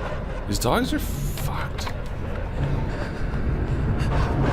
I know what I have to do. In like 90% of these scenes, I know what I have to do. I just need to do it. Like, test a few different options.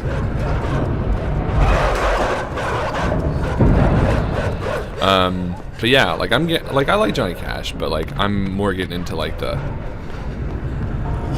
you know, like the Townes Van Sant, like what's his name? I don't know, more like the folky country. Steve Earle and like what's that? Tennessee Whiskey. What's his name? Tennessee Whiskey. You know that song? Yeah, that sounds familiar. It's, But like, yeah, more like the folky stuff. Even like Bob Dylan, his sort of country stuff. Because I don't know, that stuff makes me. Stapleton, Chris Stapleton. Oh no, I don't know that one. Then never mind. It's a good tune. Ooh, a lot of those Tiny Desk concerts, they're the ones that are like. They good introduce too, you good. to. Yeah, like Shaky Graves, he's a newer guy too. And a lot of his play... Oops. Oh, shit. Oh, that was quick. Are they all just killing me? So much death.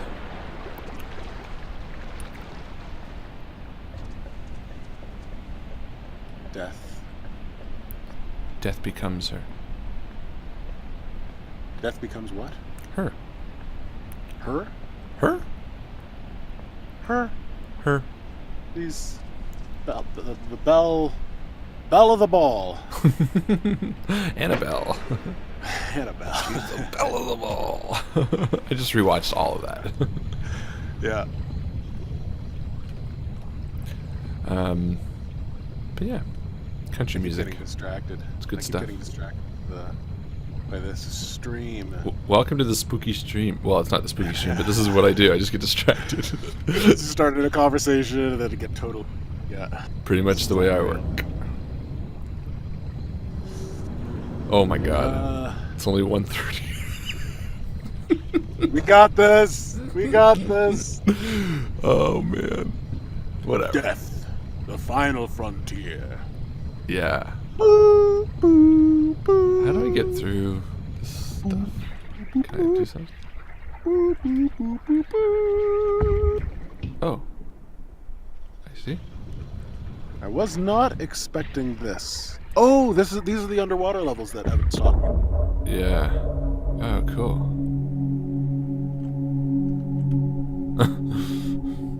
The picture William just posted is funny.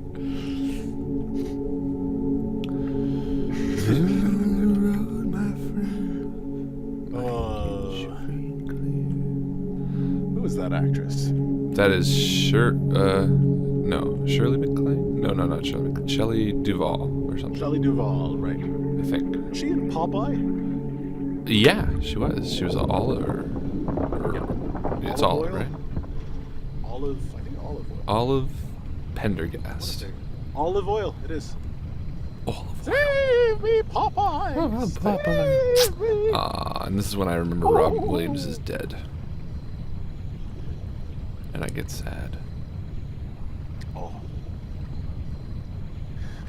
Should we do another story? Sure, if you want to. Are any short ones here? I have a limited edition Harlan Guthrie short story anthology. Limited edition. Let's see.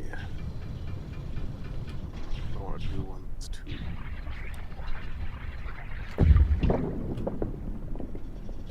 Oh, I like this one. Which one's that? I feel like it's called Echoes. Oh. This one, I feel like I saw a writer's prompt for this premise at one point. What's the Echoes? I don't recognize it. I'll give you the first. I'm sure I'll find it. Well, I'll just read it. You'll find out. We'll talk about it afterwards. So hopefully this adds to the atmosphere. I don't know if it will. I'm sure it will. Let's see. Echoes. It's coming up the stairs. Slowly, with each step, it's growing closer. I can hear its labored breathing, accented by the creaking the stairs make with each heavy step. Soon it will be at the top of the stairs and right outside my door. There's nowhere to run. I'm lying in bed, bathed in a cold sweat, attempting to stifle my breath, hoping that it won't hear me through the crack in my open door. I can see the lights in the hallway flicker as it passes by the standing lamp. It's reached the top. I'm frantically looking around at my bedside table for something to defend myself with, but there's nothing. The book I was reading and my water glass are all that's there. It's at my door now. Slowly, my door is beginning to open, and the light from the hallway bathes my room in light, save the darkest corner of my room behind the door, which stays hidden. I've covered my head with my blanket. I can't see it coming. I can feel the tears rolling down my face. I can feel my breath and my heart pounding faster than ever before. I I can hear the steps towards my bed. Oh God, no, please. I'll do anything. Please, please, please. I don't want to die. It's sitting on my bed. It's placed a hand on my side. Are you asleep? It asks me. I hold my breath. I swallow hard. I don't want to die. I don't want to die. Your dad and I talked, and I think we're going to hold off on military school for a little while. He's come around to seeing my side of things for the time being. I don't dare turn to face it. After a long minute, it stands up and walks to the door, turning back to me. I love you, kiddo. I'm your mom, and I'm always gonna fight for you. Don't worry. It shuts the door and slowly walks away. I can hear it opening the door down the hall. It doesn't shut the door. In an instant, I sit straight up and wipe tears from my eyes. I get out of bed, walk to the door, and shut it softly and lock it. I turn to the darkest spot of the room. What now? I ask my real mother, who's crouched in the darkest part of the room. We hide, she says, with tears in her eyes.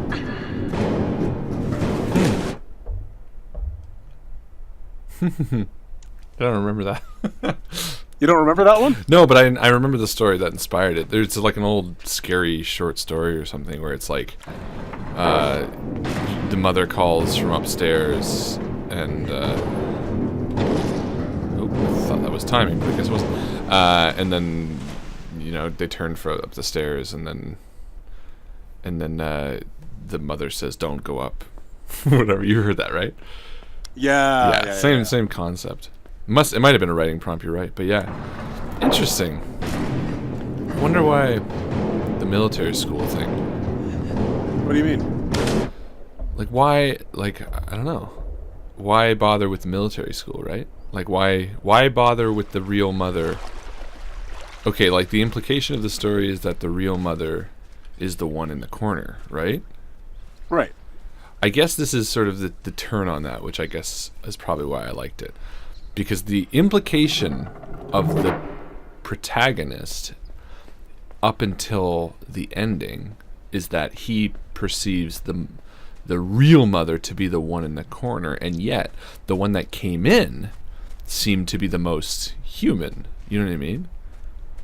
I guess I think that's why I like it. If I had to guess. Yeah, the one in the corner, you don't really have a chance to see whether or not it's human or not. No, but if I already guess, like, okay, here's I guess the way. I'm making this seem like I didn't write it, but I did. But it's so. Harlan critiques his own shit. But I don't remember it. That's why it sort of feels like it's a new story. Because I guess here's why I like it. I guess the idea is, in a typical scenario where there's two mothers and one's the monster and one's a real, you would assume the one coming in would be sinister. You know, it'd be like, everything's gonna be all right, dear. And then he turns to the corner and it's like, run.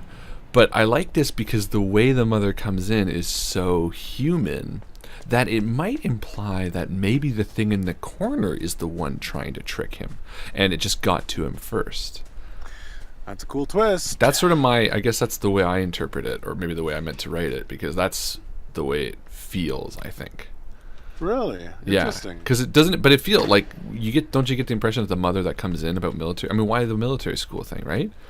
Like, to me, that's such a human thing. Well, I mean, I think that's what I liked about it, was that the mother was painted in a, like, the stereotypically false mother, the one who comes in, was painted in a very human light and seemed very warm and tender and loving.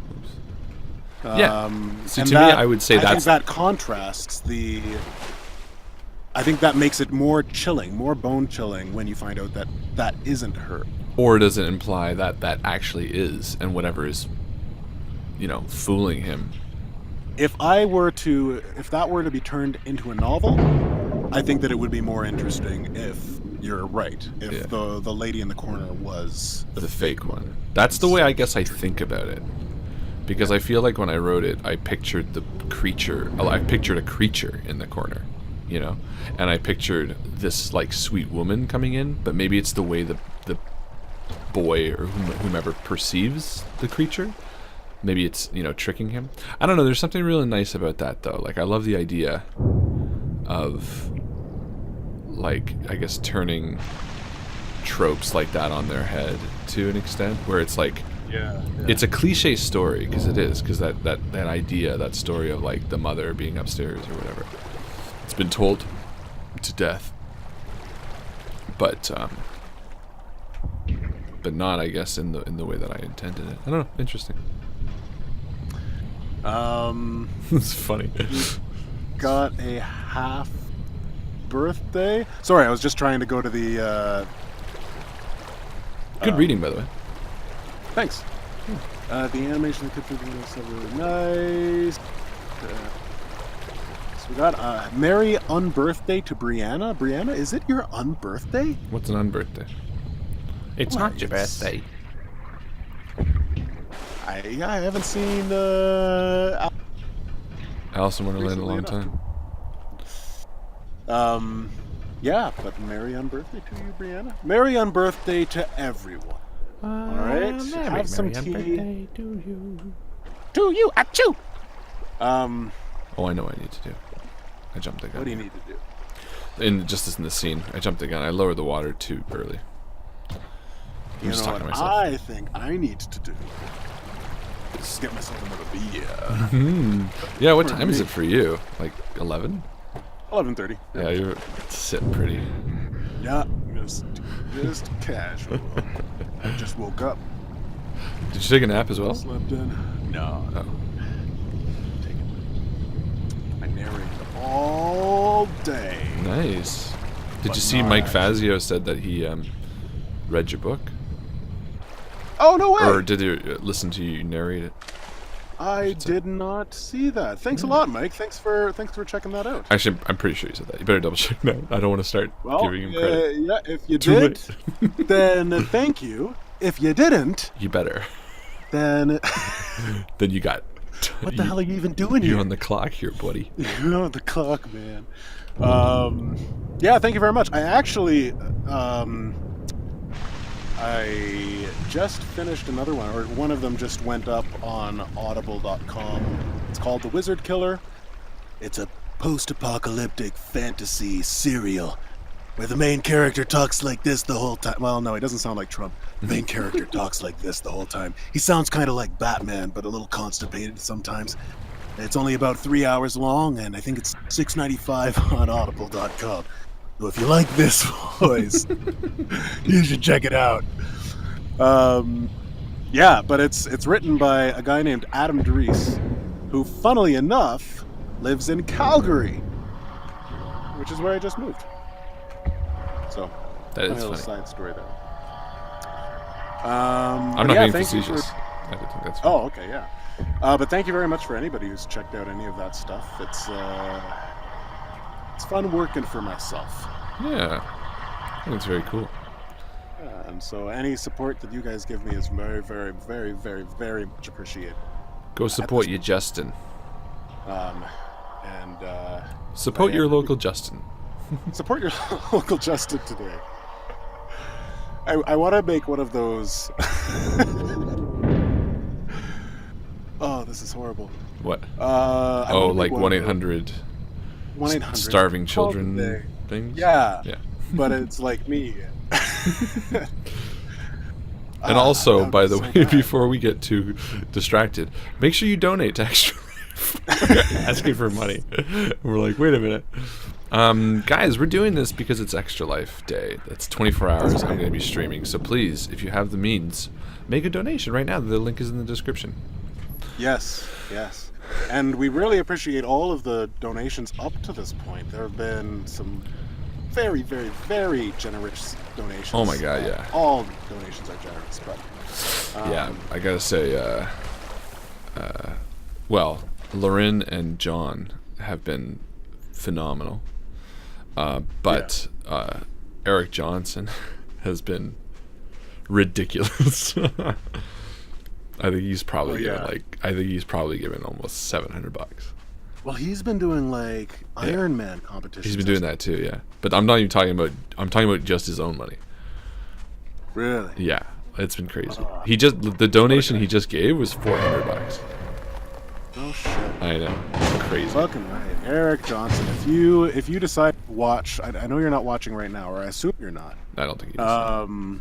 But if you do watch this, if you decide to tune into the Invictus 24-hour stream and watch the whole thing after the fact, thank you very much for that donation. In case you watch the 24-hour stream after the fact. Yeah. Be interesting. Interesting motivation. I wonder if it'll hold up when it's not live. I wonder. Duh. Do we turn it into a podcast? Well, probably. Well, see, this part would hold up. The problem is once you're gone and I'm by myself and I'm just talking to myself, that probably won't hold up very well.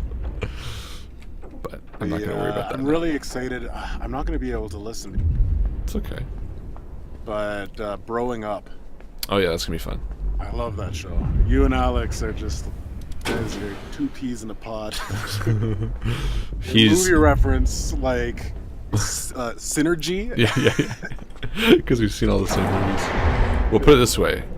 I've given him free reign for the episode today.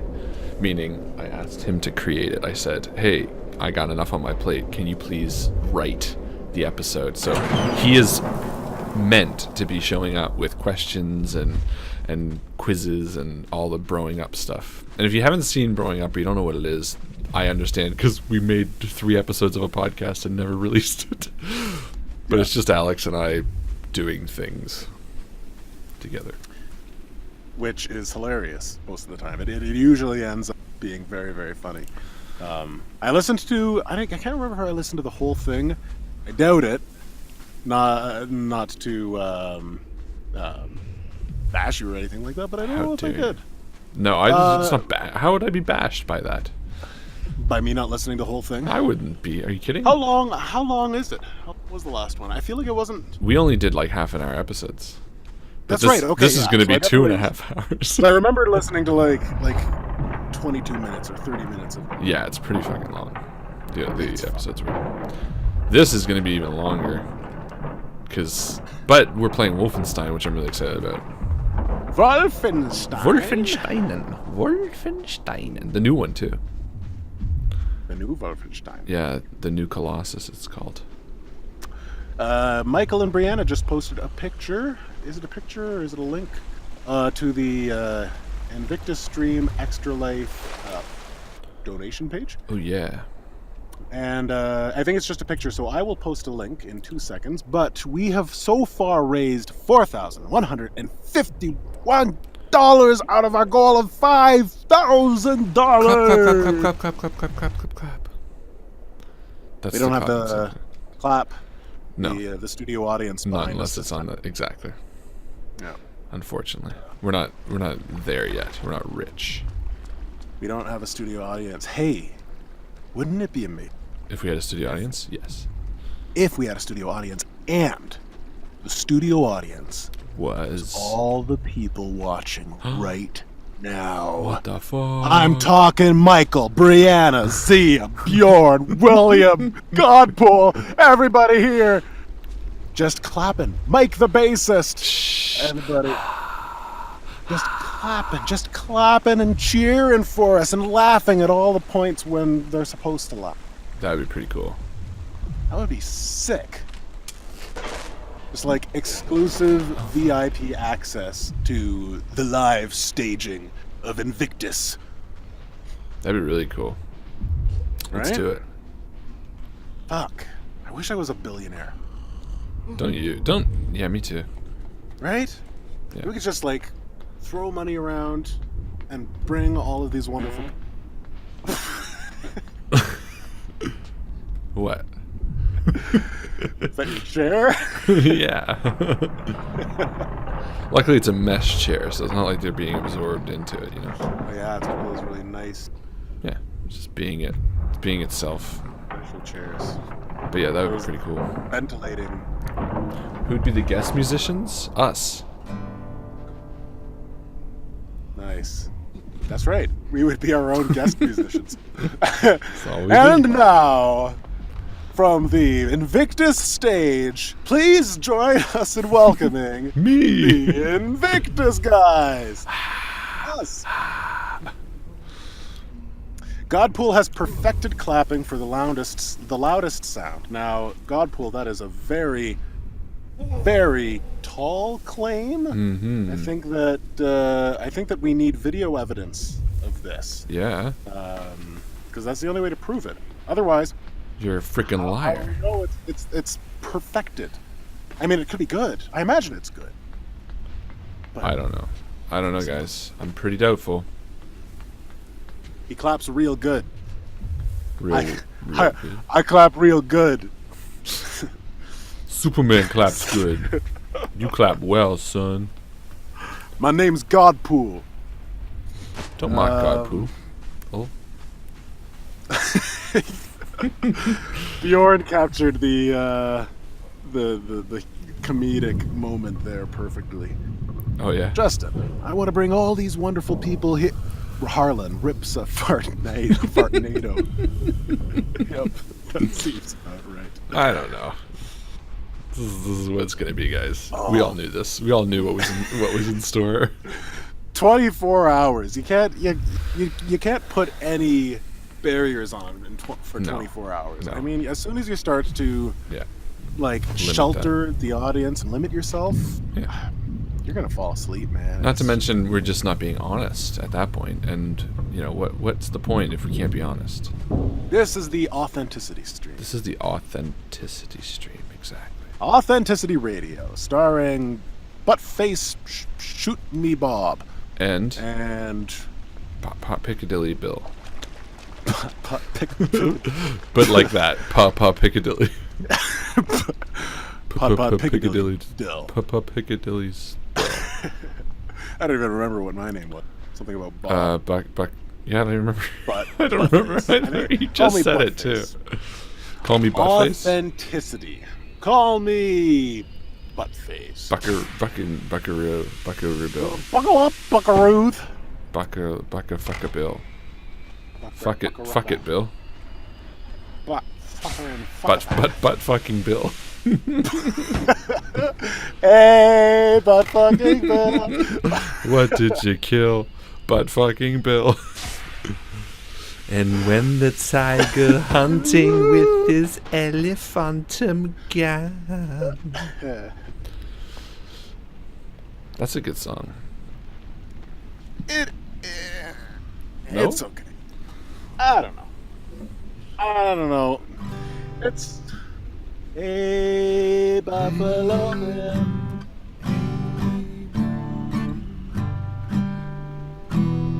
Be a minor, would it? Yeah, it is a minor.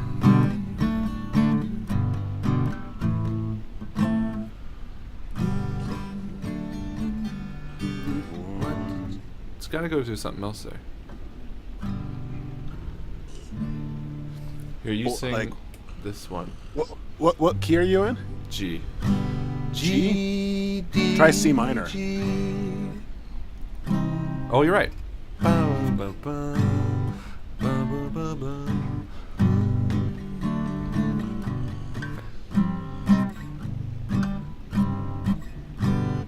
Then C.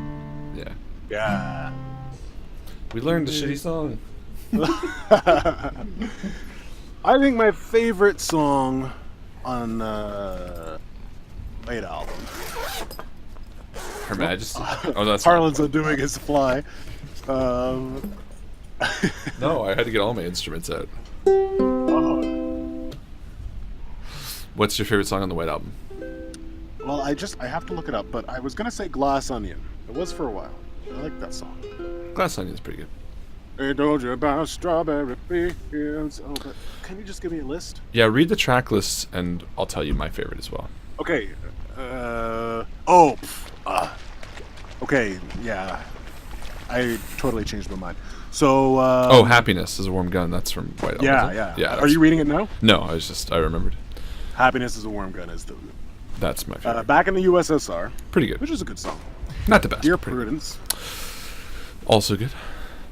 Glass Onion, Obla di Obla da. Which is actually a pretty good song. It's funny because that's like the first one that you're like, ooh, I like Obla Di Obla Da. But then as the years go by, you hate it, and then as the years go by, you kind of like you're like, okay, this is a kinda pretty fucking like good it. song. It goes around. Wild Honey Pie. That one I'd never liked. That's the one that's like boing boing boing boing. Oh, yeah.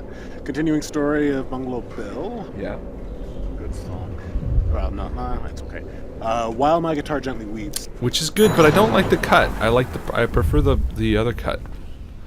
Like the acoustic? Yeah, I'm not crazy about the whole boom chicka dum chicka chicka chicka chicka boom chicka boom chicka chicka. I like the one that's just like, you know. Yeah. I really like Martha, My Dear. Oh, I do love Martha, My Dear. Martha, my dear. Yeah, that's a good one. You're right. Take a look at you, silly girl. See what you've done. Find yourself in the thick of it. Ask yourself a bit what is all wrong. You know, Paul McCartney wrote that for his dog. For who? His dog. Oh, It's a song about a doggy. I guess that makes it still sweet.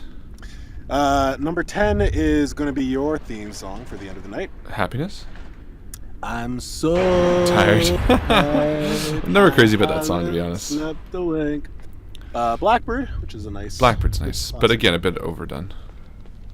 Piggies. That's actually a pretty good song, too. Have you seen the little piggies crawling in the dirt? Rocky Raccoon. Again, Which- that's the same as Obla Di, where you're Yep. like, at first you're like, oh, okay, we get it, but then you're like, yeah, it's pretty good. I think I'm still in a okay, we get it kind of phase because it was the only song I knew on. Right, yeah, you played it for a long time. Don't Pass Me By, I like that one. which is Isn't that a Ringo Yeah, I was Starr. gonna say it's a Ringo tune, isn't it? Yeah. Don't pass me by. And then this is a good song. Why don't we do it in? Again, that one I'm over as well. I Will. Oh, that's a sweet one. That makes me sad. Who knows how long I've loved you? Julia. Julia's good too, but I'm not crazy about the bridge. And dun, dun, dun, dun, dun, dun, dun. It's a bit too John Lennon. You know what I mean? Yeah. It's you can tell it's him right at that part. Yeah. It's kind of funny how like your opinions of the different Beatles Yeah, changes with time. it's true.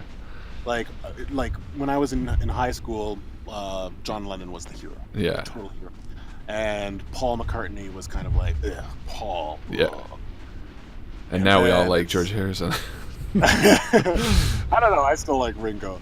I just think he's a cool guy. I do like Lennon the most. I just find Lennon to be the most un-Beatles-esque, but I do prefer his solo stuff the most out of everybody's. Yeah. But like his true solo stuff, not like his what's it called? How do I need 7 more? 5 more. 7 more what? Oh yeah, you're playing a game right now. Yeah, I need like 5 more people. Where the fuck do I get them? Okay, there's the dead guy. It's cool. Yeah, it's a weird game. Yeah. But yeah, Rolling up. that's what was I saying? Something about Lennon. Yeah, John Lennon was. You like his solo stuff more than the others. Definitely the most, but not the production value, or not the produced stuff, I should say. I love the acoustic stripped down stuff. Like, I find his songs are better. I just hate the time that they were done in because it's all like 80s synth and shit. Yeah. Oh, here they This is the White Album. Anyways, there's side 3 and side. Oh, right, because it's records. Side 3 is Birthday. Oh, yeah. That's the White Album. That's surprising. Is it the same song though? What? Birthday? Yeah. Oops.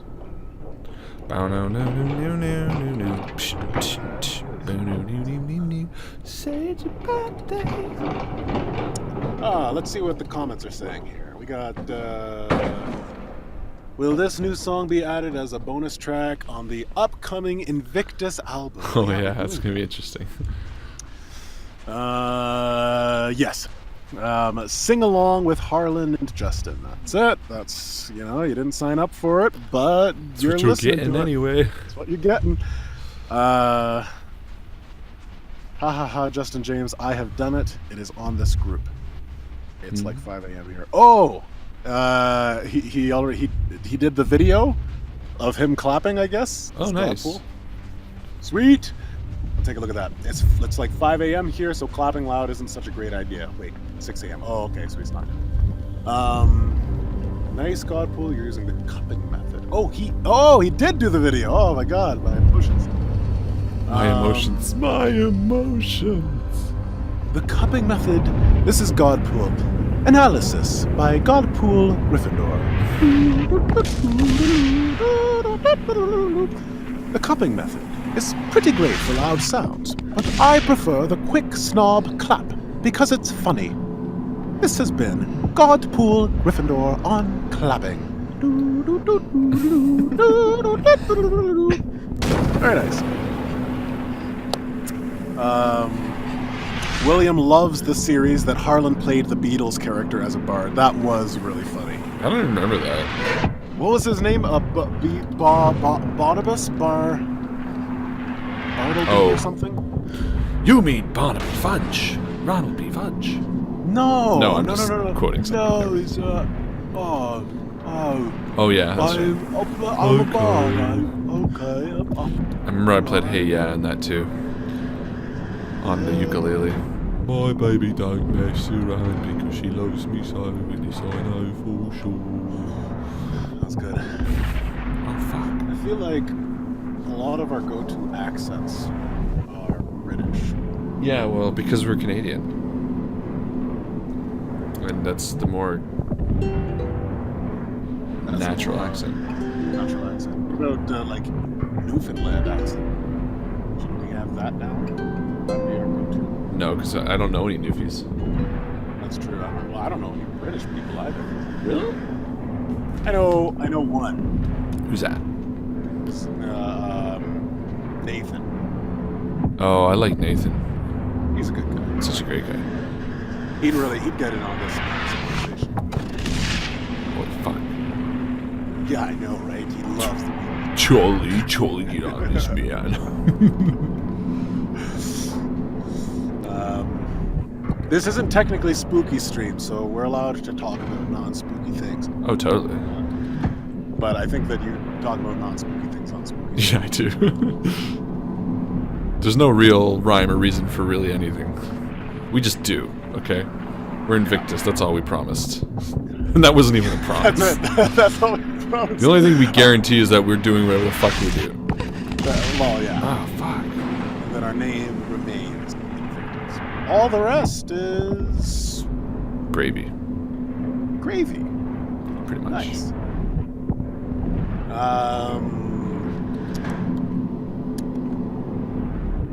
One of the best scenes in the game here, just because you have no idea what's going on or why. Yeah, I have no idea what's going on or why. I'm in the dark, too. That voice, Justin, will haunt me forever. The audiobook ingrained that which voice? I wonder which voice you're talking about there, Mike. Okay, there's something I need to do here. What do you got? I don't know, the scene, you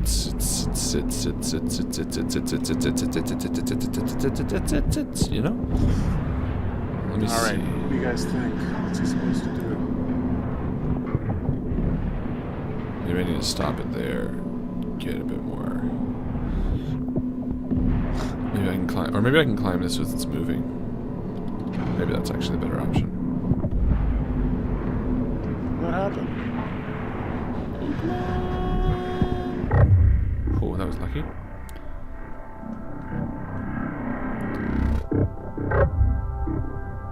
It's a weird game. What do you mean, what happened? Are you watch it?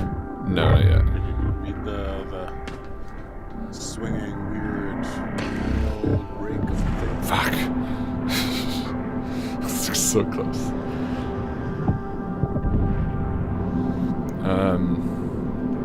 Watch it now. It's difficult. So what about the best Beatles album, though, in general? In my eyes, Huh?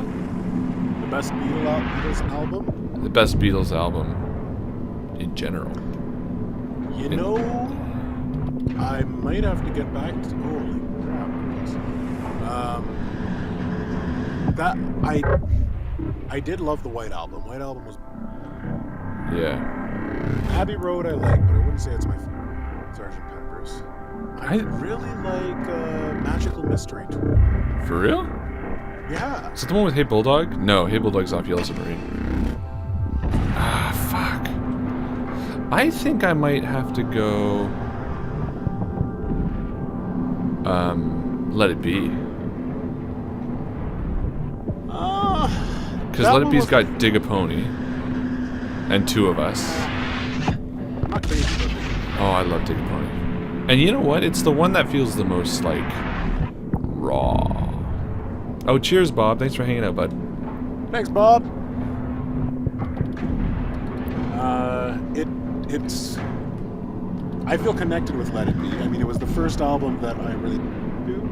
Yeah. Like, and getting into the Beatles. And it does have a certain atmosphere to it that I think the other albums don't have as much. It definitely has, like, yeah, like an energy to it. It's like a palpable. You can feel it. Okay, so let's see. We got Two of Us, which is a nice song. Boom, down, down. Such a great song. Dig a Pony, I've always kind of been like. Oh, I love Dig a Pony. Across the Universe is a nice song. It has been done to death, but it's a nice one. I'm Me Mine. I love that You song. love I Me Mine. Yeah, I do. I don't like Dig It. Oh, but it's like just tiny. Dig It's like 2 seconds. Yeah. Can you dig it? Now the sword is won, and now we sing the angel song. The angel sing. And then Let It Be. Let It Be. Maggie May. I mean, it's like a bar song, but it's really short too. Oh, dirty Maggie May. They have taken her away. And you've never been down Line Street anymore. That's a good one, too. What else is on it? I've Got a Feeling. That's a good one, too. It is a good one, but I think that I always want more from that song. I got a feeling. What else? One After 909. Yeah, that's the only one on the album I'm not crazy about. Oh, really? Yeah. The Long and Winding Road. Such a good song. For You, Blue. That one I Is that don't one really good? remember. Oh, it's 2 minutes. Get Back. Get Back's good. Yeah, I think. I don't know. I like the album, and it's definitely a good one, but I don't think it's my favorite. Is that it? Is that the ending? That's it. It's a short one. I thought Hey Jude. What's Hey Jude on? White Album, I guess. No. I don't remember Hey Jude. Which... Well, let me look. Magical Mystery Tour. Yeah, I can't even think what's on that one. Okay, so you got Magical Mystery Tour. Right. Obviously.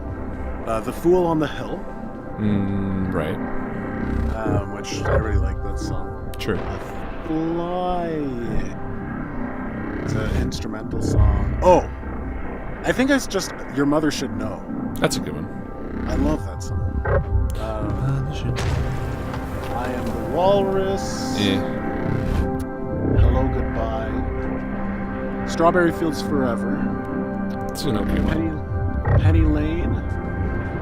Baby, You're a Rich Man. Yeah. All I need is What about Yeah, I don't know. What about I really Sgt. like Pepper's? Sgt. Pepper. So you got Sgt. Pepper's Lonely Hearts Club Band. Then we got With a Little Help from My Friends, which I'm kind of. Yeah, Have you that's seen this guy with diamonds? Kind of the same, just kind of. AKA LSD. LSD. Yeah. No, it's actually LITSWD. Oh, right. WD-40? Yes. LSI WD-40. Yeah. Getting better. It's getting better all the time. Used to be mad in my school. That's a good one. Yeah. Teachers It's okay. teach them cool. Fixing a hole is. Fixing a... I don't remember that one. I'm fixing a hole where the rain gets in. Oh, yeah, that's a bit. Sergeant Pepper's is good, but I think we both agree it's the ending stuff. Like Let It Be or Abbey Road, or that's a bit better. I don't think we're too much into the early Beatles. Sgt. Pepper's was kind of their transition. I was going to say, it's the carryover album. A Day in the Life, though, is a fantastic. Oh, that's a good one. That's how it ends. That's okay, but we got She's Leaving Home after fixing. That is a good one too. It's a great song. Being for the benefit of Mr. Kite. Yeah. You like that one? No, not really. Yeah, I was gonna say that one's certainly. That one's always Within Without You, I actually really. I don't remember that one. What's that one again? Try to realize. Oh, yeah, that one's okay. That one's the one with the sitar, isn't it? Yeah, one of them. Blue Jay Way also has it. Blue Jay Way. I also don't know. It's not on this album. Oh, okay. When I'm 64 is just what I've done. Which one has Because? Is that Abbey Road? Yes. Maybe Abbey Road. Actually, Abbey Road is fantastic. I was going to say, actually, I think it is Abbey Road because that's also got Her Majesty and Mother Nature's Son. Oh, yeah. Born a poor young country boy. I put on my sweater and we died. Come Together, Something. Maxwell Silverhammer. Meh. It's got Oh Darling.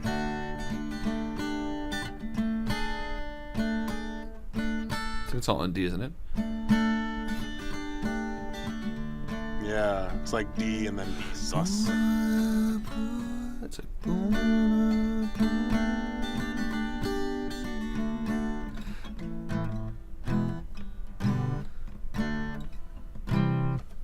That's not A. Loren loves Obladi Oblada. Yeah, let's see. We got. Must be F.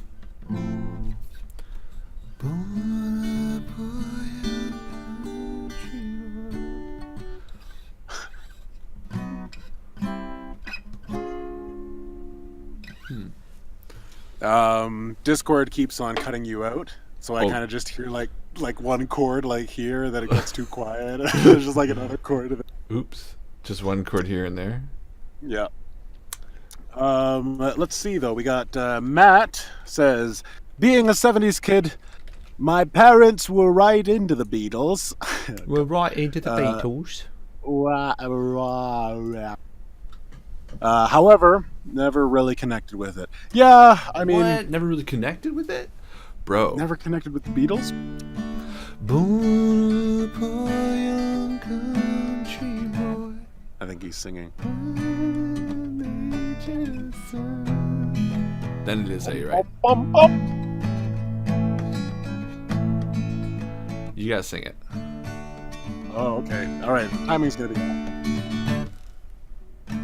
Born a poor young country. You sing it, I'll play it. You just sing it straight through and I'll do the guitar.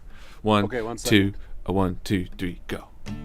Born a poor young country boy, Mother Nature's son. These are children, and then she cried. You don't know the lyrics? What's that? He said you don't know the lyrics. That's funny. No, I was trying to pull them up. Fair enough. That was my bad. I guess I forgot. Not everyone can know the lyrics as well as I do. It's a nice day for a light sweater. I saw that. That's funny. Godpool says he's more of a Queen guy. You know, I listened to a ton of Queen in high school. Same. And I'm still I still love them. Still Fat Bottom love them Girls or was sick of playing. them? No, I'm not sick of them. Oh, okay. I'm not. Are you sick of them? No. Every once in a while, I can do some good Queen. Good Queen. Like Tie Your Mother Down. Tie Your Mother Down. No. That's just a great pump-up song. Have you ever heard Freddie Mercury sing Barcelona? Barcelona. Like live though? Live? Like not the... No, See, he that's died before I was born. You didn't see him live? No, unfortunately. Oh, maybe it was a dream I had because I'm younger than you. There's this video on YouTube that he sings Barcelona with some famous opera singer who I don't know. No, I think I have seen that actually, and I'm pretty sure he doesn't. He isn't it like isolated vocals as well? It might be. I don't remember. Well, you can do I'm pretty sure you can find them with isolated vocals. Because like his stuff isolated is like fucking phenomenal. Oh yeah. Oh yeah. They have like isolated for like Pet Sounds as well. Pet Sounds is a great album. Great They have album. isolated vocals for that? Yeah, so good. Oh, cool. If you ever want to just like hear a fucking master of like music, just listen to the isolated vocals on Pet Sounds. And then after that, you watch the shredding video for the Beach Boys. I Get Shredding? Around. Oh, yeah, that's I forgot about that.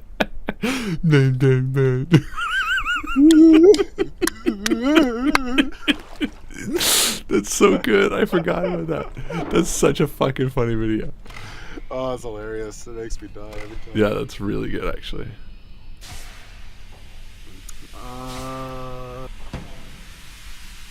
So I'm in my isolation booth, and it's got ventilation, but when I have the door closed, it gets Hot? kind of low on oxygen. Oh, So are my you lungs dying? are a little... They're struggling. I've opened the door so I can breathe again, but if I just... if you hear a thud Then you and died. a crack, then I'm dead. I've suffocated my... Well, don't die if you can help it. I don't mean to put you out terribly, but you know, if you can help it, try not to die, please. Don't mean to terribly put you out of your.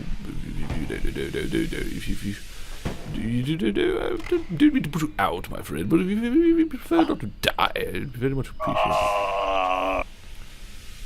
Okay, I gotta think this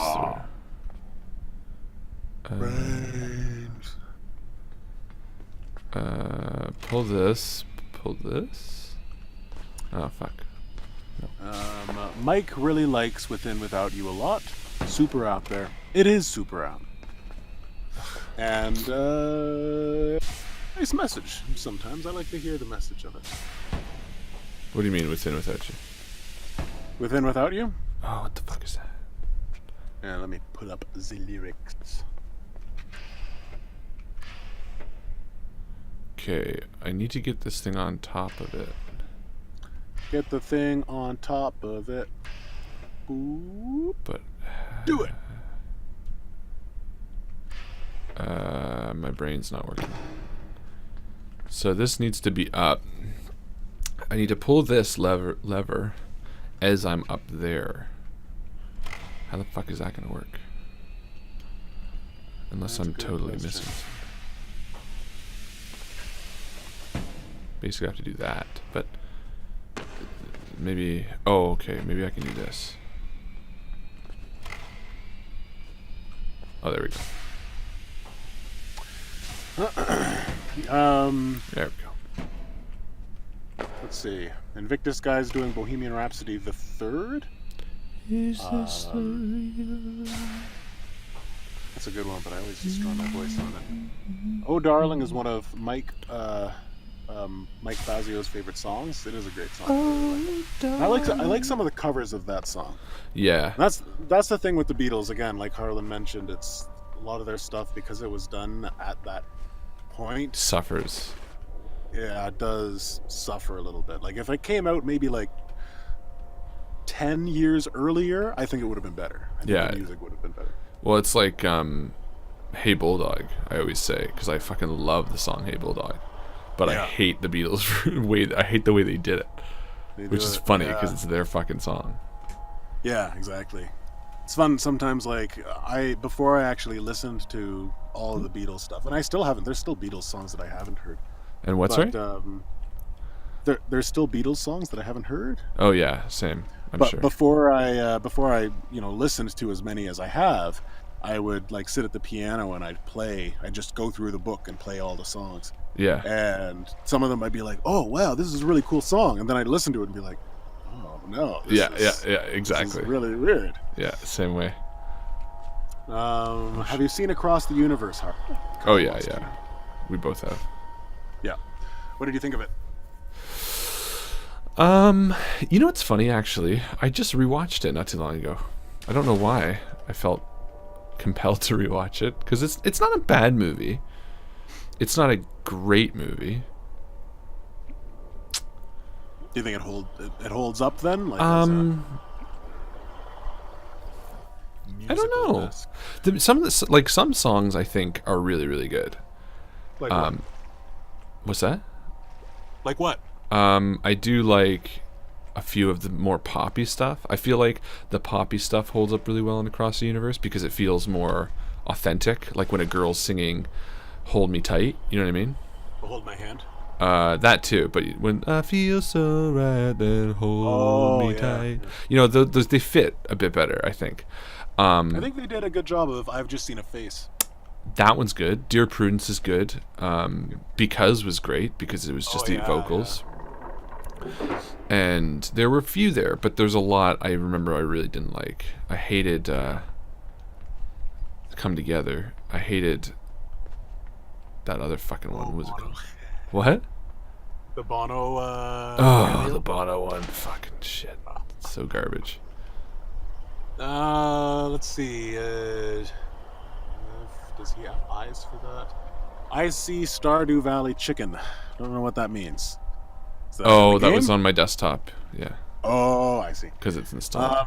It was played so often that I want to avoid it by running off into the street to play. Oh, back he to the means street, per se. Across the Universe? Oh, maybe. Yeah, because it was played a lot, like the songs often. Who said that? That was Matt McKill. Maybe that's what he meant. I don't know. William Miller wants us to sing some Gorillaz. I ain't happy. Dum, dum, Feeling dum, glad I got sunshine. dum, dum. We're not your The only monkeys. song I know. We sing what we want to sing. Finally, someone let me out of my cage. Rage. You can't start it if you don't know it. Finally, someone let yeah, me out of my cage. Now, time for me is nothing because I'm counting no age. Now, you shouldn't be scared. Now, you shouldn't be scared. I'm good at repairs and I'm under your snare. Intangible. Guess you couldn't sit, so I command you to. Panoramic view. Look, I make it all manageable. Pick and choose, sit and lose. All you chicks and dudes. Okay, I don't know it all either. Picture you getting was- down in the. Well, don't start.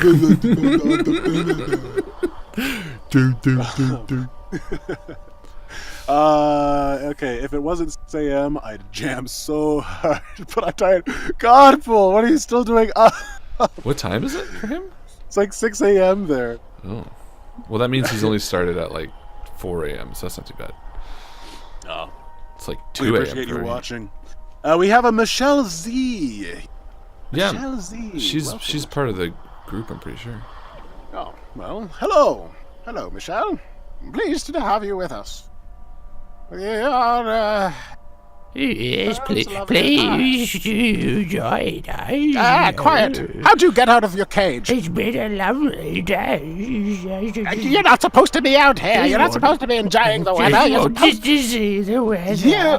But You're a science. Michelle said I could come out. This is a reason why you can't go. Look, people are looking. People are looking at you. I want to eat. I want to No, live. I want you to cannot eat. You have to be fed through a I tube. want to be free. No, there is no freedom.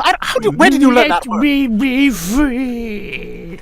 Did you learn that word from Jared? break free. And that's how Freddie Mercury got out of his cage. Thought you were gonna say India. Oh, that too. Try being named after a beetle. Is what? Who got named after a beetle? Oh, Michelle. Michel Mabel. Sont les monts qui vont très bien ensemble. Oh.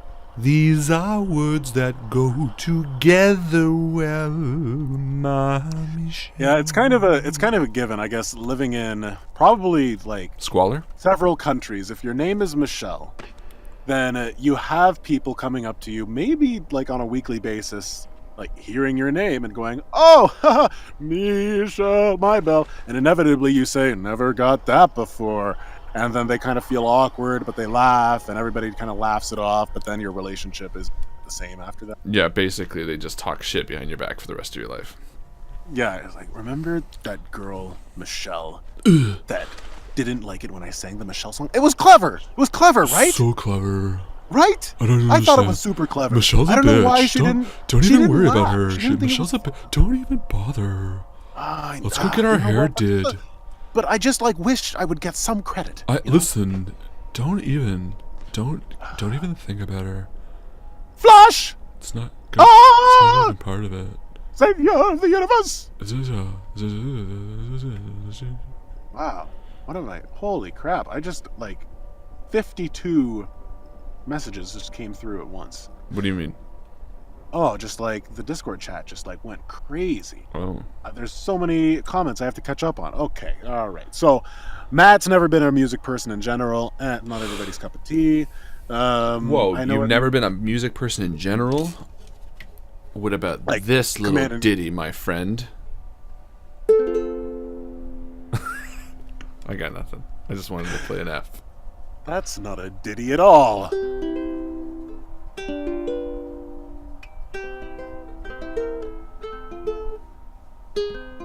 Doesn't everything sound good on ukulele, though? Even just chords. I thought it sounded good. Everything does. Everything sounds good on ukulele. That's one of the universal truth. Mm. You know, existence.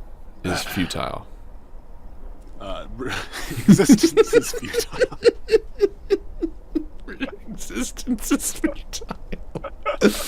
Could you imagine? That's so good. That's actually pretty funny. That is clever. That should be Existence is futile. Someone must. I mean, obviously, someone must have thought about that, but that still feels good, doesn't it? Google to the Google machine. Existence is futile. That's funny. Isn't that originally a Star Trek quote? Okay, I have no idea how to get past this Okay. part. Here's a song. Okay. You don't know how to get past. Oh, is it still the lever and the? Oh no. No, it's like the water part. Oh, good night, What's the David. water? Morning, David. David Morning. Ionite gave up. Oh no. I thought he had to be. Oh, he said he gotta try to get some sleep before the kids wake up at 6. But you're part of the 24-hour stream. You're part of our group. You can't give up. I feel like you guys aren't taking this very seriously. Well, I mean, Come on, guys. no, I mean David. Well, no, No. but I mean it. Well, David- but it has to be 24 hours, doesn't it? What? 24-hour stream? Yeah. No. No. The 24-hour stream is just a name. We're ending in 6 minutes. Right, but for reals, I'm not picking at David because he's here, but David and Tim are part of our team. They signed up and they took money for the charity, right? So don't they sort of have an obligation to do it for 24 hours? Oh. I'm just asking a question. Oh, I need to bait the fish lady. Thank you. Okay, what the fuck do I bait her with? Can someone just tell me? Or there's a bone here. Is this what I bait her with?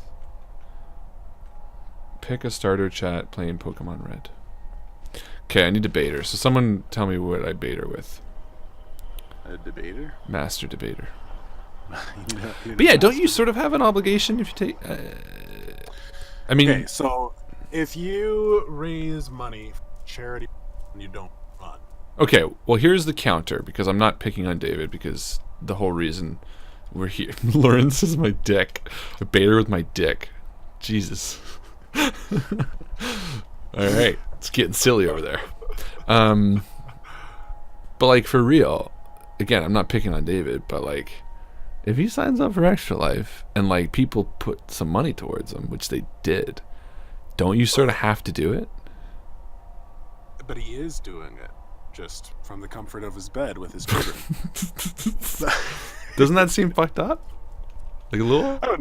I wouldn't say fucked up. I don't think so. Okay, but hold on. Then here's the counter. Okay, let's say I signed up for a charity walkathon, and you fucking donated to me, and then I didn't do it. Yeah, but then did you give the money to the charity? Yeah. Yeah, then I don't give a fuck. But you Yeah, I wouldn't have let walk either. You don't think that's kind of weird, though? No, not really. I don't know. I've never really been too sentimentally, I guess. But the whole point of but that's like the whole point of it, to do the thing. Yeah, if I didn't do this I guess 24-hour stream, I would just be like, oh, perfect, then I don't need to fucking do it. Be like, oh, I got the money, who cares? Like, isn't that what people are sort of paying for? I think people are paying to help kids. Right, but then what's the point of the 24-hour stream? Why not just say donate? Well, you could have just said that, but you decided to put this 24-hour No, stream in front of you know what I'm saying. I'm saying why? Then why? If you're not going to do it, then... And I'm not picking on David, because he could still be here. I'm just asking a question. Disclaimer. Yo, but okay, but for real. If like someone was like, hey, I'm doing a 5-mile walk for cancer. Can you please sponsor me? And you're like, yes. And then you find out, and then you call them and you're like, how'd the walk go? And they're like, fuck it, I didn't feel like it. Doesn't that sort of feel weird? I think so. Because it's under the guise of doing it. That's all I'm saying. I think this is a better question that should be left to sitcoms to figure out. I'm just saying. This is like this is like a good premise for like a TV show. Well, here's my counter, because because I'm not picking on anybody, because at the same time they've joined the Invictus team and I'm doing the 24 hours, so I don't feel like they're necessarily like, cheaping out. Exactly. They used their mantle as like being a member of the team to provide more money to you. Yes. So that's why I'm not, but that is that's a good point, because if they had their own set goal, like where they're trying to reach which they still do. Oh, they do. Yeah. Okay. Never mind. Okay, the moot point. Yeah. But I'm just but their total contributes to our total as well, is because they're part of our team. Right. So exactly. Just saying. Oh, Bjorn says, but wasn't the 24-hour stream your idea? If your teammates are doing a walk for charity because they said they were going to do it, doesn't that mean their teammates have to do the same? Well, look, that's how I feel. Because like I messaged Tim today, and he's online right now, so he might be hearing. Tim, I love you. This is not a diss. None of this is a diss to anybody, because we have to thank David for even bringing this up, and Tim, we owe you so much. But because it's on my mind, and I gotta say it because it's on my mind, and that's how I work. I messaged him and I was like, hey, I got some questions, can you help me with like the streaming, because I was like really fucking confused about a few things. And he was like, oh yeah, what's up? I was like, yo, it's the 24-hour stream, are you getting excited? And he was like, oh no, I'm busy, I'm too busy at work. And that's what kind of made me go, oh, okay. I don't know, it just seems interesting. Well, yeah, I don't know, I guess maybe it was a communication thing. Maybe. Because, I mean, I could see, like, myself being like, oh, yeah, that sounds great. Like, I'll be sure, I'll get this money. Like, and then it's, I don't know. I could see myself being like, oh, you were expecting me to do the 20? But that's sort of the whole point. I don't know. But, I don't feel nice. Hey, speaking... put it this way. I don't feel nice saying it, but I don't think I'm wrong. But I don't think I'm wrong, and I think I'm not wrong either. Because I think if you do something, if it's like, if you're doing something for charity, if you're like doing the No Shave November, if you're walking a marathon or whatever, and you take donations under the premise of performing something, you have an obligation to do that. I think that's truth. Now, the team thing changes it. However, I do want to state that both Tim and David joined our team after. So it wasn't necessarily like part of it. And again, I want to make this really, really clear that I'm not trying to shit on David or Tim, because both guys are fantastic people and they are part of our team, and I have no issue whatsoever having them in the capacity that they've helped us so much. But I also think it's important to denote. That's all.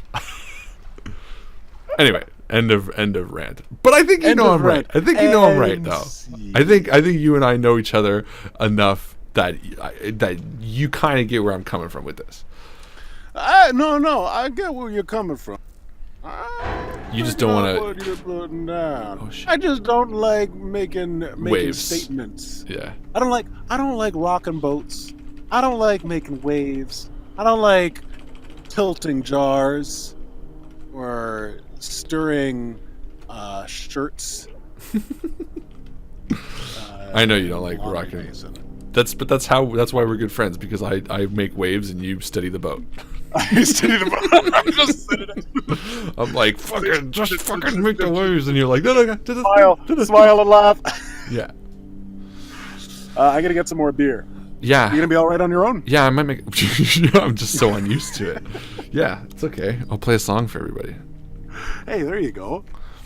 Because I'm not playing a game or anything. Am I dead or what's going on here? You make a beer. I'll make a coffee after. Hey guys, it's just us now. Justin's dead. Gone. I mean, Justin's gone. What's up? You guys know what I'm saying. Ooh. My butt is already sore. And it's like 2:30. What do we got? So it's 12? Oh my god, we've done 2.5 hours? That's not bad, actually.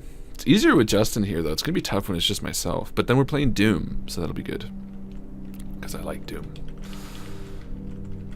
Another important thing about Team Invictus, shouting out to the wonderful people who donated their heart and Buckaroos during the 24-hour stream, like John and Rin, just a little while ago. Only 750 left. The ultimate goal now. Thank you, Bjorn. Shout out. Thank you, Rin and John. You guys donated $100 or something. That's fantastic. You guys are wicked. We had the same thing for our 7 land hand 24-hour challenge. One of our cohort was right into it. Yeah, we should do that. Let's play for 24 hours. It'll be great. But then he was absent for all of it. He doesn't like wrestling jimmies. Justin does not like wrestling jimmies. He's very anti-jimmy wrestling. How am I not drowning? What am I, anti? Jimmy wrestling. Jimmy. Oh God! Don't get me started on Jimmy. Jimmy wrestling. No, but you don't like wrestling jimmies. Wrestling jimmies. No, I can't say I've ever wrestled a jimmy. You know what I'm talking about, though, right? Like when No it's idea. like Rocking the boat? What's that? Is that like rocking the boat? Yeah, exactly. No, I don't. I know No, you I don't. don't. That's why I love you. I tend to Float the middle. float the middle. I don't know. It's a tricky thing to, Not in a to bad balance, way. and I guess. Well, no, I don't know, because like lately, like the past few years especially, and I think being friends with you is also a challenge in its own way, because you really, you've got this thing about being genuine and authentic, and it'd be so easy if I could just be, just Fake. smile and not say what was on my mind and be fake all the time. But you kind Yeah. of make it difficult for me. Yeah, well, yeah. And we hang out like once a week, like, So true. and like you're like my best friend, so it's hard to stay the non-Jimmy wrestler. It's true. I would say that there are days where I'm more like a Jimmy wrestler. I'm more Jimmy wrestly. This phrase there is are taking a days where- beating, this conversation. This Jimmy Just wrestling. kicking it. I'm just I like kicking it. over and over. But yeah, being genuine. That's the line to walk. It's like being, caring and sensitive to other people's feelings, but then also being genuine and expressing yourself. I'm with you. I'm totally with you. I get exactly what you're saying. Because it's not the same as like honesty necessarily. Because I think sometimes you can be genuine with a lie, which is weird. Oh. But you know what I mean? Like I think you can be like genuine with a lie. Because you could be genuinely trying to like make someone feel better. Like I don't think it has to be as black and white as like honesty. But it's just being real, I guess. I don't know. It's interesting. Being real with a white lie. Yeah, sometimes that's the case, right? Like, I don't know, if you were trying to make someone feel better, but they looked like shit, but you were like genuinely cared for them and you genuinely wanted them to be happy. Sometimes being like, oh, you look great, or just not making a big deal of it. You're being genuine, but you're not being honest, you know? Well, I think there's points too where just like you want to avoid certain conversations, not necessarily because like you don't want anybody to be like offended or anything like that, but sometimes it's just not like you don't need to get into a conversation. True. That would be brought on by being blunt, I guess. Yeah, I don't know. It depends on the situation. that's true. Oh, okay, we're getting personal here. Uh-oh. Matt asked Harlan, is there a time where Justin and yourself took a break from being friends? That's a good question for Harlan. I wouldn't be able to answer that. I was gonna say, His way. it's only to me. That's funny. I don't think so. Did we? No, I don't think so. We've gotten mad at each other, but no. never Yeah. took a break from being friends. I don't think so. I don't think you can We- take a break from being friends, to be honest. Like, I don't think 'Cause, you're... yeah, even if you say like I need some space, like then you're I not need really it, meant to like, be friends. I'm sick of you right now. Yeah. No. Like if you say like I'm sick of you right now, like you go away and like you're still working on it outside of the conflict, whatever it was. True. I guess, I don't know, like, I guess my view would be like... Oh, shit. Fuck. It's like, I guess, the way a strong relationship is. If you want like a break, if you're dating somebody and you're like, yo, we need a break, it's probably not that strong of a relationship. You know what I mean? Like, because, I don't know, maybe you feel differently, but to me it's like, you kind of, the whole point is kind of being able to handle somebody all the time, I guess. It doesn't have to be constant, Yeah. but like, what I mean is like, to say I want to break from like a friendship or something like that, to me is to say I don't really want to be friends with you. Well, yeah, because I mean, that's kind of like saying I need a vacation from this. Yeah, Which is like sort of if you weird. need a, I mean, like with friends, like there are friends that you don't want to hang out with like 24/7. Like there's like a limit to the friendship, like in terms of how much you can hang out with someone and still be Yeah. friends. I think. Yeah, but I would still never want to be like, I don't want to be friends with you. Like, that to me is, I don't know. I guess that's more how I took the question. More like, Yeah. what did he actually ask again?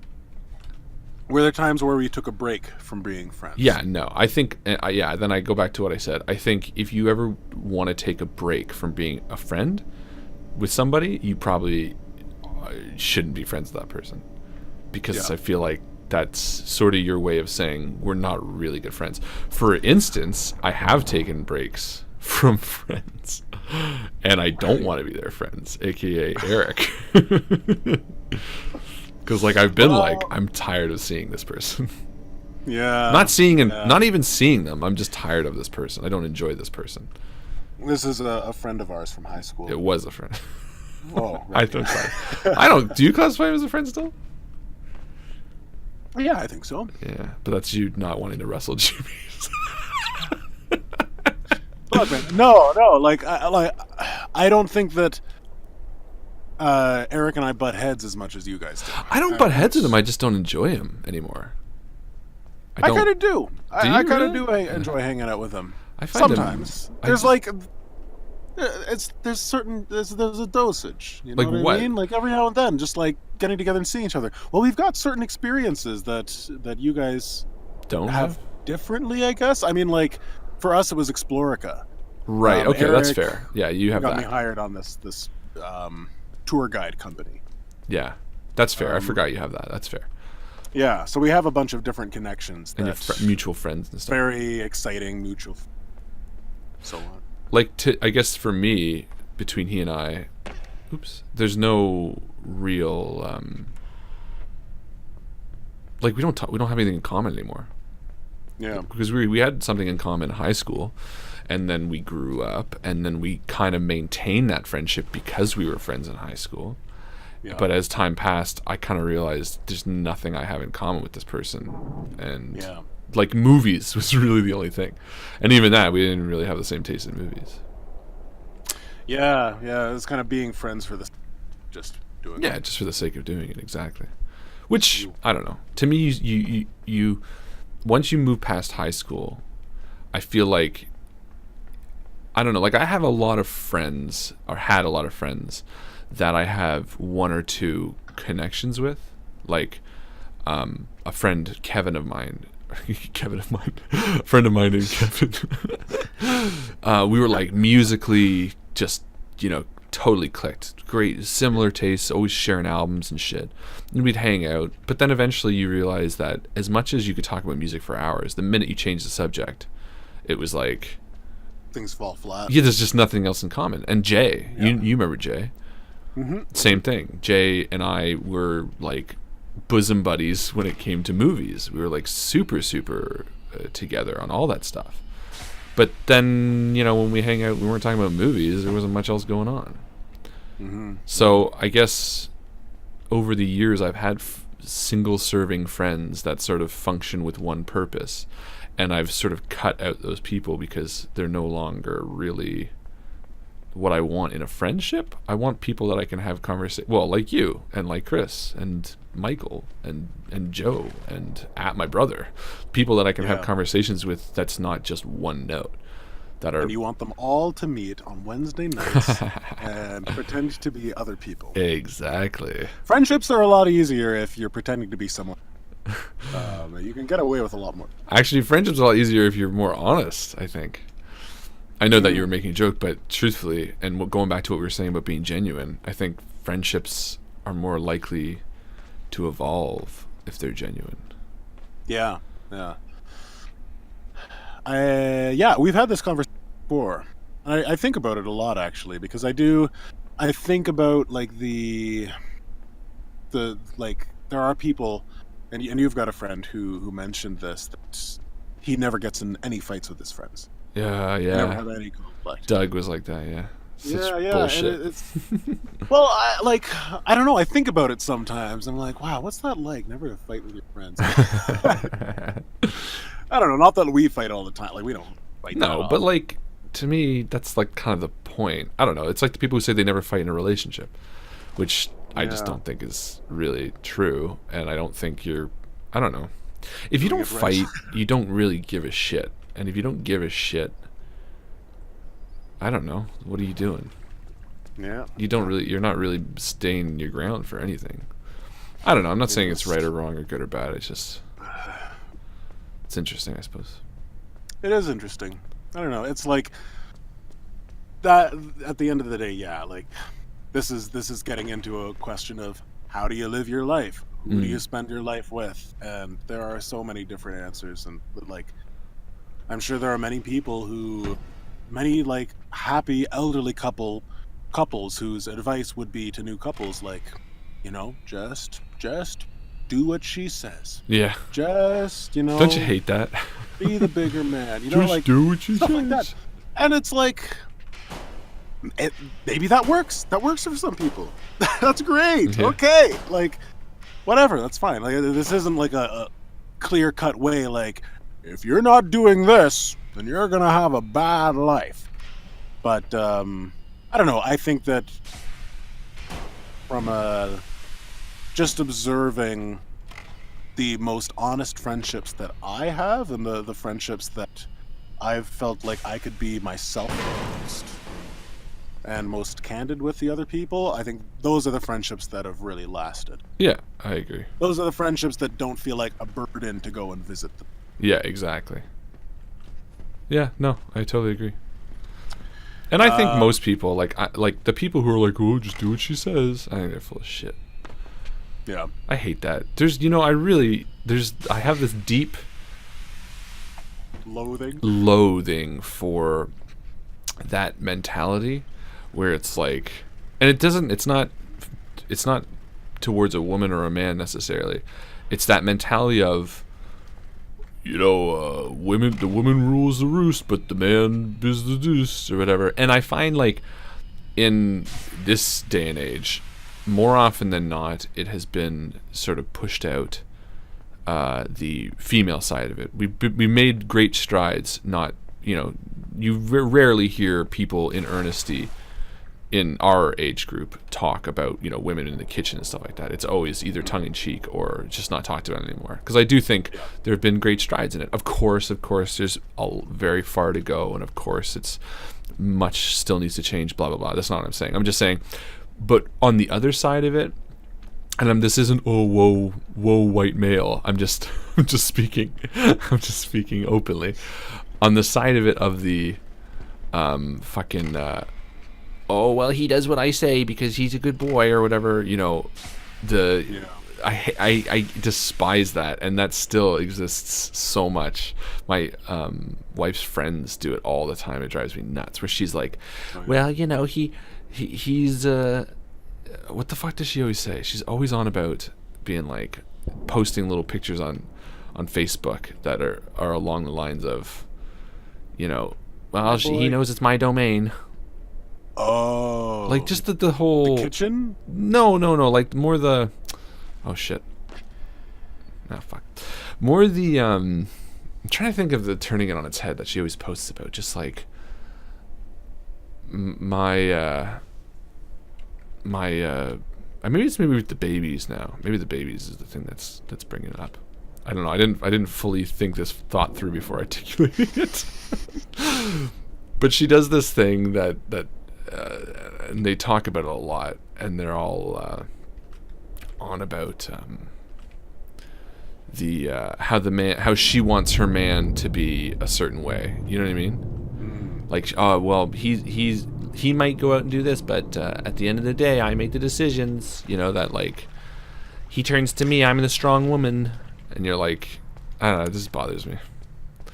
Because it's like, is that not tongue in cheek though? No, God, not with her. No, it's like these strong, and it's weird because it's very popular in Italian women. You know, it's like, and she's really? Italian. It's like, oh yeah, because the inverse would just be abhorrent, right? If you were like, she listens to me, and that's the way it's gonna be. It'd be like, no, that's not okay. Then why is it okay? But it's like kind of, yeah, that's right. You don't need no fucking man. I don't know. Just I have a lot of fun. Yeah. It's more the married couple thing, I think, that I see it with this group of friends. Yeah. It's a tough point to articulate because, again, I didn't think it through that much. Apparently. Yeah. What am I doing here? Oh, you know what I'm going to do? I'm going to go to the Facebook.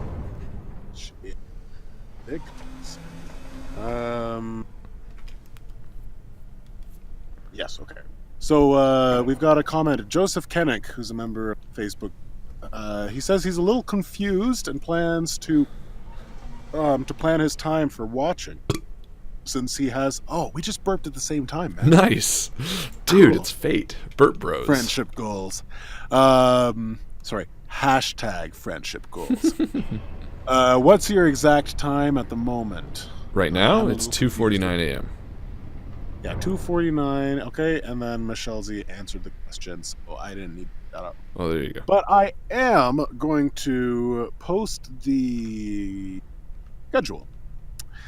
24 hours. There's a lot that can get done in 24 hours, and Harlan here is going to be doing. He's going to be working real hard to make sure that you guys are entertained and pumped all the way through the day, and he'll get by with a little help from his friend. So I know that song. Yeah. What would I do if I sang and I sang? With a stand up and walk out. Chickens. Oh, so Mike's. So 10 minutes to midnight for Zia, so she's kind of got it good. 10 minutes to midnight? Yeah, for her. Hey, that's me. Oh wait, no, she's West Coast. She's even further. She just said 10 minutes to midnight. And yeah, I'm 10 minutes to 1. But who's got me? Mike's got me, which is good. Oh, so you're Mike's at the same 2:49 a.m. Yeah, so he's gonna be my your rock sleep buddy. he'll be threatened with me, but I'm thinking he probably slept more than me. Everybody slept more than me. Okay, I think I gotta push this thing. Oh, maybe. What would I do? Oh, did we just get a donation? Probably, yeah. You gotta watch the donations because I'm playing a goom. If you know what I mean. Let's see. Oh, damn it! Ever since stupid Prince Harry came up with the Invictus Games for war veterans. Stupid war veterans. I had to Google extra words to find Invictus. So unfair. How could this happen to us? No one has worse luck than us. You know what's funny? Sometimes being shitty, like but not really shitty, just like jokingly shitty, like saying shitty things. It's funny. I really like that. Oh, I could have sworn. So it says on the website right now that we're at 3946, but is that wrong? I think that's wrong. 3946. Look at the team page, not the individual. Oh, where's team? Oh, team. Team captain. Oh, my butt's getting sore already. Where's the team page? Are we going to be like quarter stream posts and mid stream posts and stuff? Probably not. Oh, William's at 250 as well. 250 for Brianna. Aha! 750 Lord. for Bjorn. I wrote a fall poem thing and just realized how depressing it sounds. I need more cheer in my life. Don't we all, my friend? Matt's at 12 hours opposite. Mike's just a bit, 3 hours of sleep. This is doable. Nice. So Mike and me are like kind of on the same. I have 1 hour of sleep, so I win always. Just kidding. But you guys get to sit on like comfy couches. I'm sitting on a chair and my tummy's grumbly. At Harlan, we have the same amount of sleep. Oh, nice. This will be fun around noon. Yeah, we're all going to be loopy and shit. Right, we totally planned for this. Just didn't happen. We create. Oh, what time are we doing co-op? Oh, yeah, I've got the schedule. Yeah, co-op is like 10 for you. For me, it's like 12, I think. I'm going to have a snack. What should I eat? A banana. No, I got snacks here. I got peanuts. I got these gummy bears things. I got York peppermint patties, Oreos, and I got some trail mix. Have you got all those snacks up there? Yeah. Did Holly help you out with that? No, I went shopping myself. Oh, I'm an nice. adult now. Ooh, I'm cold. Shouldn't have the window. Oh, okay. I'm trying to figure out. Okay, let's go back to. What about these weird gummy bears? Bunny fruit flavored snacks. Natural strawberry flavors. Organic. God damn it. Why did I get So, that's why the Regan posted that picture, because they helped donate. The Regans donated. Yeah, they're doing like $100. Isn't it? $100, and they say, "Hope we can say we made it." Uh-oh. French made style. That's funny. LOL. Are we gonna... Gotta practice. We gotta practice our voices, our maid voices. Hi. Didn't you hear my That's just Kirby. my squirrel voice? Or I don't think spider so. voice? Just- Remember? Last game? There was spider. Oh, that's the not really spider. made, is it? There's a spider.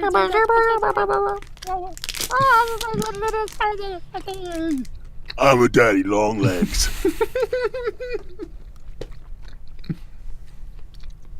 Yeah. How did Layers of Fear go last week? Oh, great. That game's so Really good. game. I think we finished it. Yeah. You should put that. You should put like you're doing the spooky stream side by side with the no commentary video, or you should just replace. You should just call the spooky stream no commentary video. It's just all commentary about stuff that's not even related to the game. That's the way I do it. That's just typically how I do it. Yeah. Yeah, but only because I'm lazy. Alright. It's 3 a.m. Let's play a song. Oh, called You know 3 what I a.m.. do when I'm more tired? I tend to use more capital letters. I swear more. Nice. But you know that. You've heard me swear more when I get tired. Because we used to stay up all night. Gonna be honest with you, Harlan. Your audio keeps on cutting out. Only when for you're trying you, to talk. though. It's only because we're on Discord, but they can hear me fine. Yeah, okay, that's I good. promise. Although maybe I'll change it real quick. Voice and video. I just tweeted out our schedule. Oh, I should have put hashtags. What was I thinking? Yeah, I put Idiot. all the hashtags. Automatic determine input there. Now I should be probably better. Nobody's gonna even share it. Can you hear me constantly now? Oh, Yeah, you can, right? I'm not cutting out? Justin James? Hello? Can you hear me? Oh, maybe I did the opposite. Harlan, are you there? Can you hear me now? Yeah, I can hear you now. Yeah, I did the wrong. I think you're just like, yeah, okay. 0 decibel. What about now? What about now? Can you hear me now? I can hear you now. Oh, did you finish the game? No. I just minimized it while I play a 3 a.m. song. Oh, nice. Can you hear me? Here, let me do this again. Can you hear me constantly now, or is it cutting out more or less? I can hear you constantly, yeah. Okay, so that's probably why. There we go. Here, this is the 3 a.m. song we're gonna play. Okay. Because it's literally called 3 a.m. Nice. I think, I don't even know if it is. Well, it's 3 a.m. again, like it always seems to be. Driving northbound, driving homeward, driving wind and driving me. Seems so funny how I always end up here, walking outside the storm, looking way past on the tree line. It's been some time. Give me darkness while I'm dreaming, give me moonlight while I'm leaving, shoes that weren't made for sanding. Give me tree line, give me big sky, give me snowbound, give me rain clouds, give me a bedtime sometime. Now you're talking in my room, and there ain't nobody here. Been driving like a trucker, I've been wearing through the gears. Training like a soldier, I've been burning through this sorrow. Oops. Oh, there we go. Give me darkness while I'm dreaming, give me moonlight while I'm leaving. Give me shoes that were made for standing. Give me tree line, give me big sky, give me snowbound, give me rain clouds, give me a bedtime sometimes. Oh shit, that's the second mention of bedtime. Can't be saying bedtime. Need it too much. Fat bottom girls make the rocket world. Yeah, maybe I should do something more upbeat, eh? Get on your bikes and ride! Nobody here.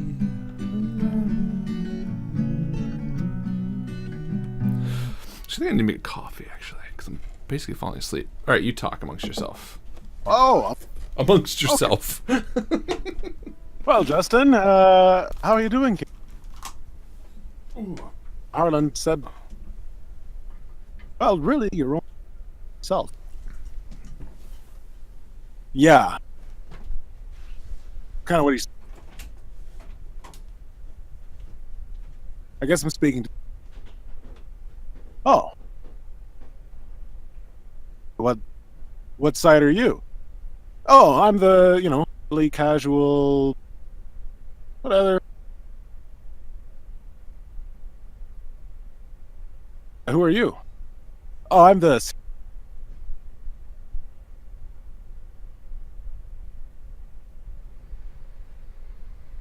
Is there? Oh yeah. Oh yeah. There's a few of us. Yeah. Yeah. There's like the axe murder, chemical.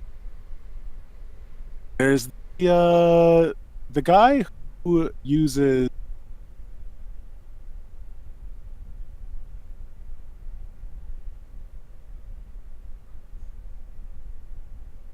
You? Oh no, God. No. I'm the...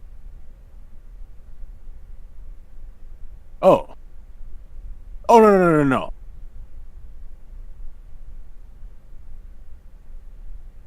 Well, arrows. Well, anyways, we're gonna talk and just see what happens. I'm cutting out bad. Oh, okay. I don't know. Johnny Ray Regan says I'm fucking crazy. Fuck, know it, boy. Yeah, crazy. Is he talking to himself? Keeps cutting in and out. Sounds more like an actual mental. I think I know what. Oh, boom, boom, boom, boom, boom. How is that? Am I cutting out now? Hey? Huh? All right. So who do we got here? We got William still here. We got Evan still here. Evan, you were saying that you get poetic when you are tired. If you're tired right now, feel free to share some poems. Zia, you say it's much better. That is good. So welcome to the Justin Hour, everybody. This is the time of the night when you all get to ask all of your crazy questions, all the things you've ever wanted to know about me. You finally have the opportunity to ask, because I don't run a spooky stream. I keep things close to the chest. So now I'm an open book. You can read me like an open book. Oh wait, no, Harlan's back. Okay, all right, never mind. No question time. No question time for Justin. Back to the Harlan Hour. And here we go. Did you entertain yourself? I did, but I had my my input settings on Discord a little too high, so I was cutting out in and out, and I just sounded like a crazy person, apparently. You are a crazy person, though. Well, I am, actually. I was having a dialogue between two parts of myself, and one of them was like the friendly neighborhood Justin, and then the other one was a serial killer Justin. And then I was like, oh, there's a serial killer Justin? And then the other Justin was like, oh yeah, there's several of us. And then I just started going through all of the different serial killers that are within me, you know? I love the serial killer Justin. Well, there's a few of them, apparently. Really? There's the there's the guy who there's the axe murderer. There's the guy who kills things with chemicals. Then there's the guy who does like animals, like he gets you to get bitten by like a black widow. And then there's the Justin who just shoots things with an arrow, and that was the guy I was talking to. I like that guy too. He's my favorite. He's all right. He's like a hunter. Yeah. But I've never actually I do have a bow and arrow. Uh-oh. I should probably bury that or something. You should probably get rid of it. Otherwise, people will start suspecting the truth. Yeah, I guess so. I just came out and said I'm a serial killer, so people might be suspecting the truth from that. Well, then you're safe. What do you mean? Well, anyone who admits they're a serial killer obviously can't be a serial killer. Why not? Because they're too clever. But if you were so clever, and you knew that if you said that you were a serial killer, then wouldn't that be a clever thing to do? Exactly. So we were gonna have the Justin James hour where we answer questions about just me. Go for it. But it looks like we don't have a single question. So oh, I got questions for you, Justin. Would you get a tattoo with me? Do you want to get matching tattoos, bud? Oh. No. Would you ever get a tattoo though? Would I get a tattoo? Yes, and we've talked about this before. Yeah, like but I'm the type of guy. I fit in a box, okay? No, I would get a tattoo, but it would need to feel right, you know? Yeah. I think of my tattoos like I think of my breakfast cereal. You know, it has to feel It's got to be right. Wheaties. It's gotta be Wheaties. Yeah, I don't know. Would you ever get a tattoo, Harlan? Yeah. You know what? It's weird. They say that it's like addicting or whatever once you get it 1 and 2 and 3, and it's absolutely true. Yeah, because I want more. I want more. Yeah. Last time I spoke with you, I think you mentioned that you wanted to get like a shit ton more. Not a shit ton, but like I definitely want at least. Oh fuck. Definitely want at least like probably 2 more.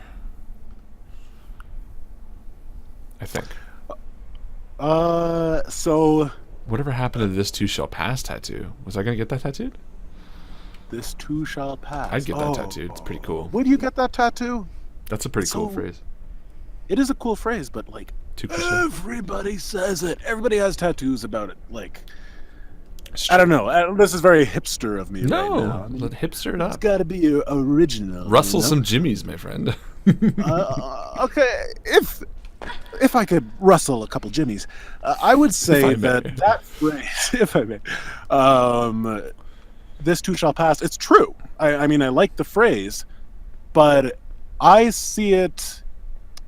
It's kind of gotten a bad rap for me because I've seen it on people who, I don't know, I guess, Suck.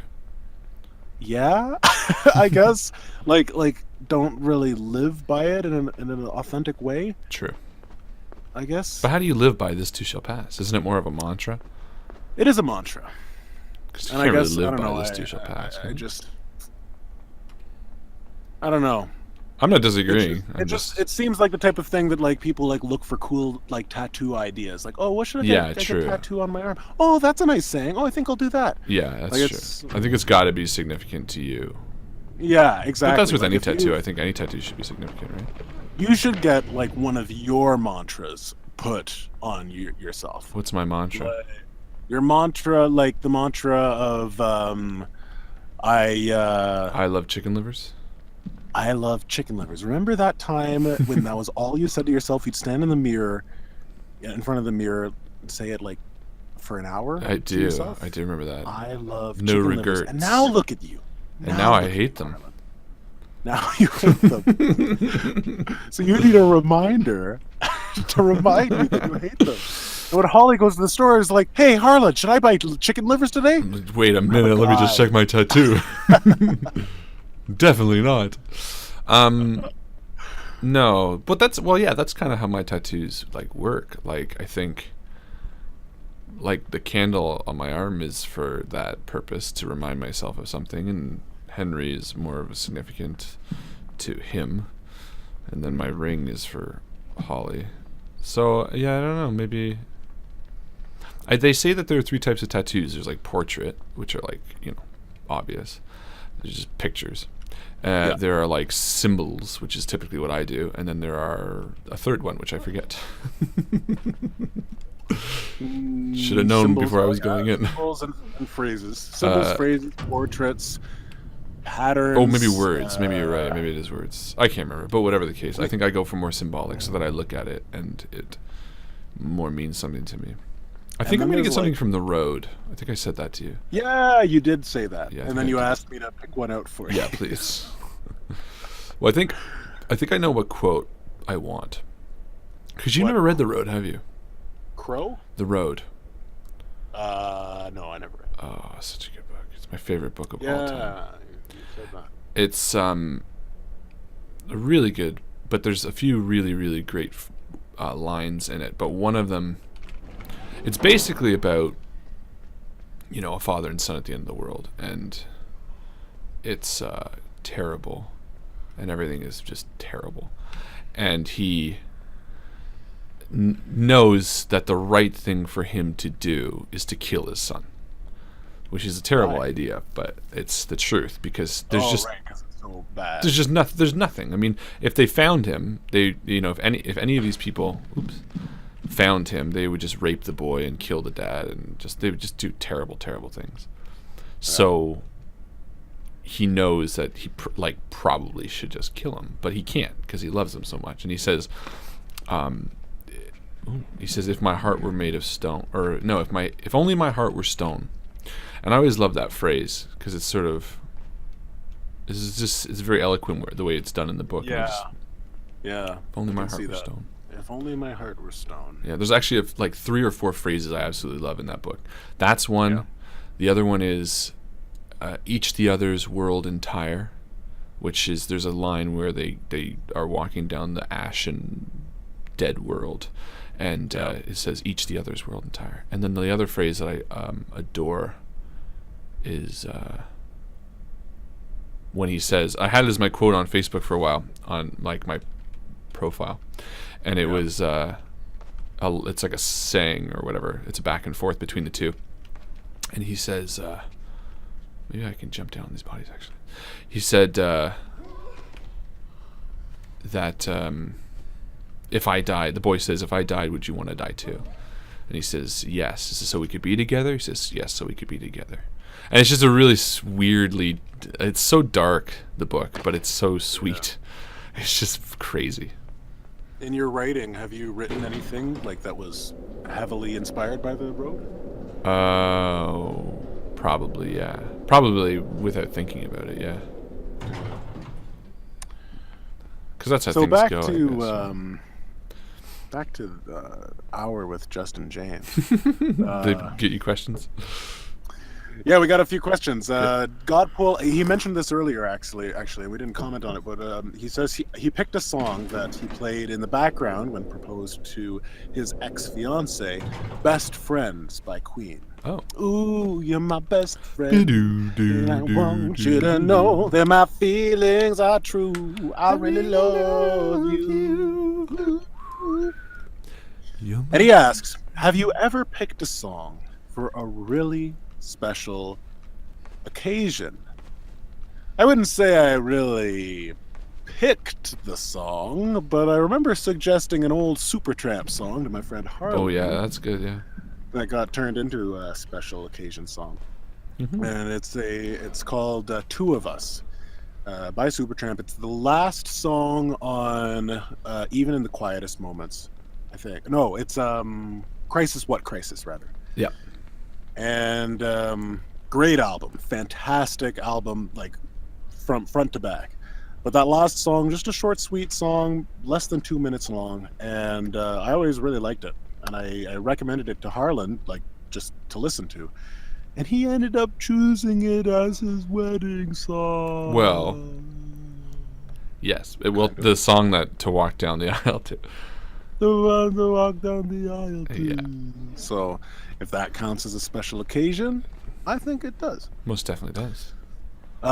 Say you meant serial killer with a C. Yes. I actually picked a song that was pretty special too, for the record. Oh yeah. Yeah. Oh yeah. Yeah. Well, this is Hour with Justin, so you're gonna have to hold that for another spooky stream. No, what But it was I picked Chris and Zara's wedding song, Oh, and I played it for them. Remember? So now Chris has to pick my wedding song. Pretty much. And I actually picked Andrew and Liz's wedding song too. Really? Which was The Luckiest by Ben Folds. Yeah. Damn it. I So know. now I'm gonna be like, when I get married, you're gonna be like offering songs. You're trying to monopolize Three the for friend song thing. It's not gonna happen with me. Too bad. I'm gonna pick it, and you're gonna go. See, the problem is, it's like begrudgingly, because I'll give it to you, and you'll go, "Fuck." Yeah, Damn, I know. that's a good I know. song.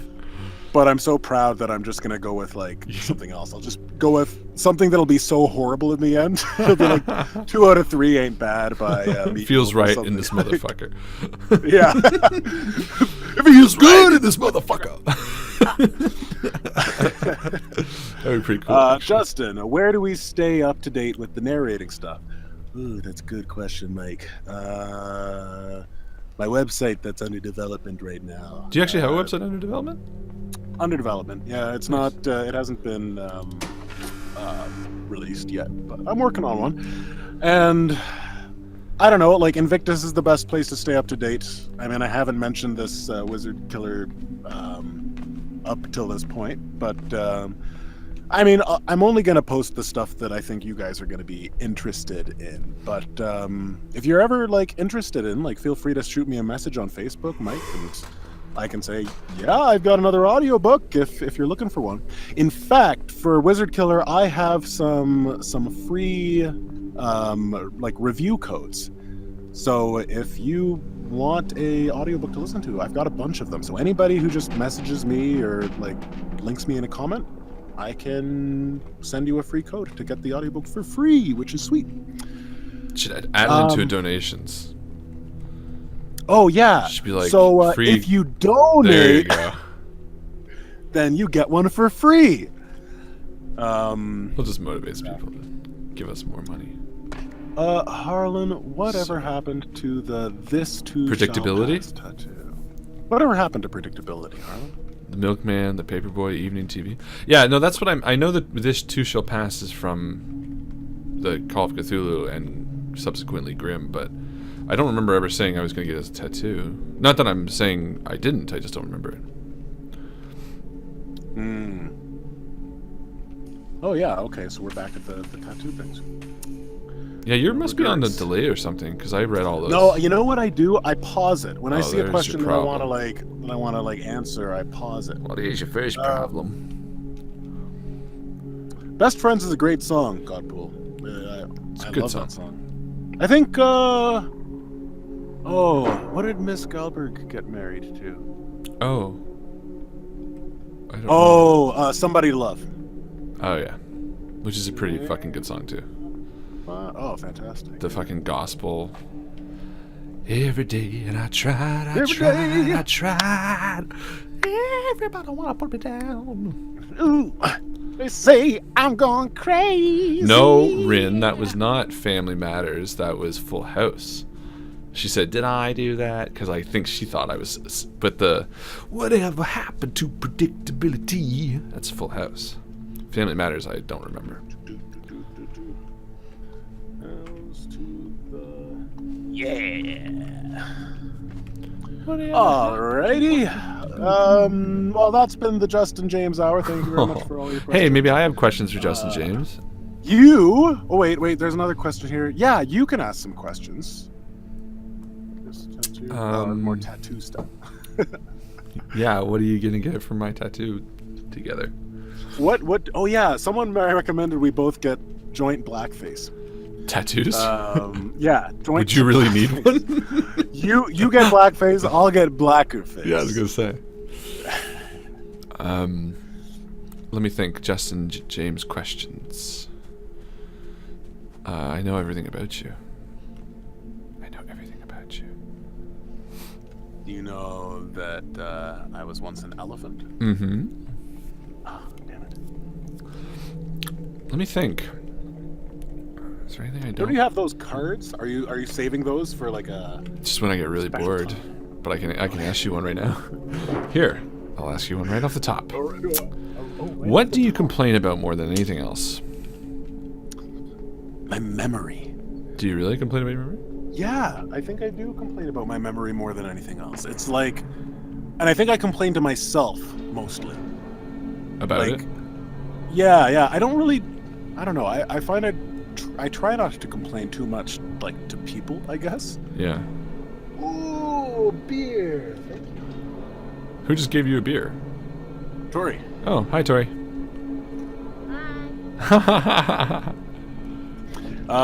So what was I talking about? Complain Yeah, about see, your there memory. we go. It's so funny. It's so perfect. You couldn't have planned that better.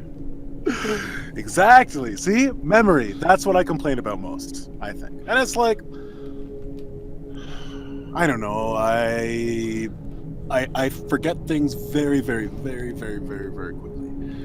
And I need to, like, maintain something and keep something in my life in order to remember it. So, like, if I want to remember, like, references from a TV show, I have to watch it again and again and again and again. Yeah, Otherwise, it's just completely gone. that's fair. I don't know. How about you? What do you complain about? Oh. What do I complain about? Probably people. Probably Chris.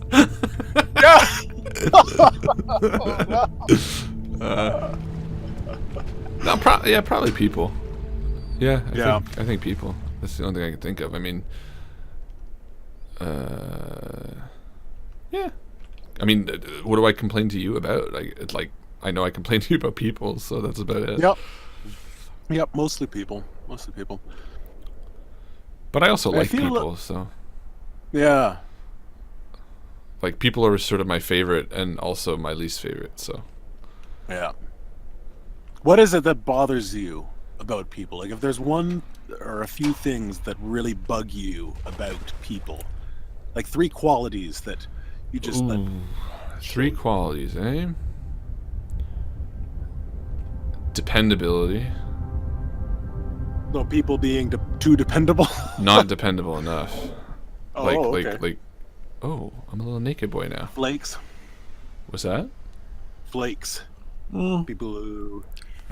Not necessarily. Yeah, I guess so. Like, just more so Say like they're gonna do something and then don't. Stick to the word. Yeah. Boy. And 3 qualities? Yeah.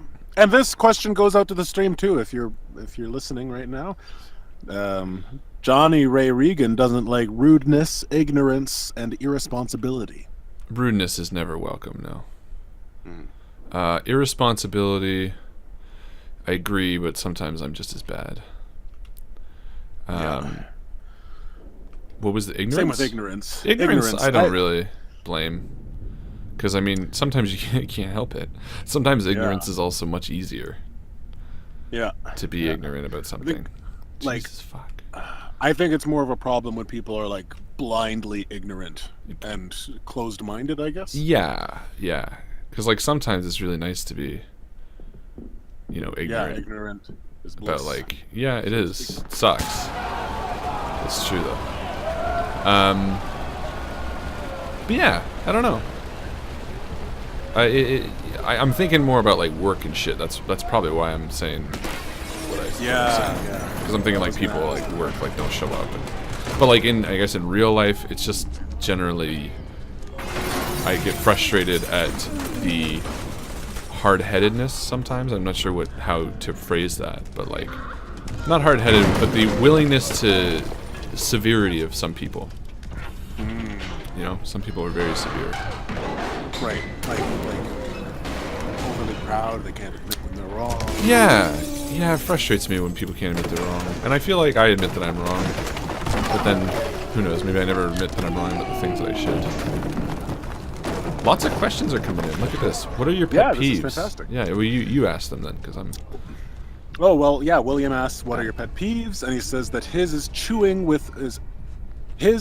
people chewing with their mouths open. I imagine, like instant rage. I chew with my mouth open sometimes. All right. I do too. We're getting mad, William.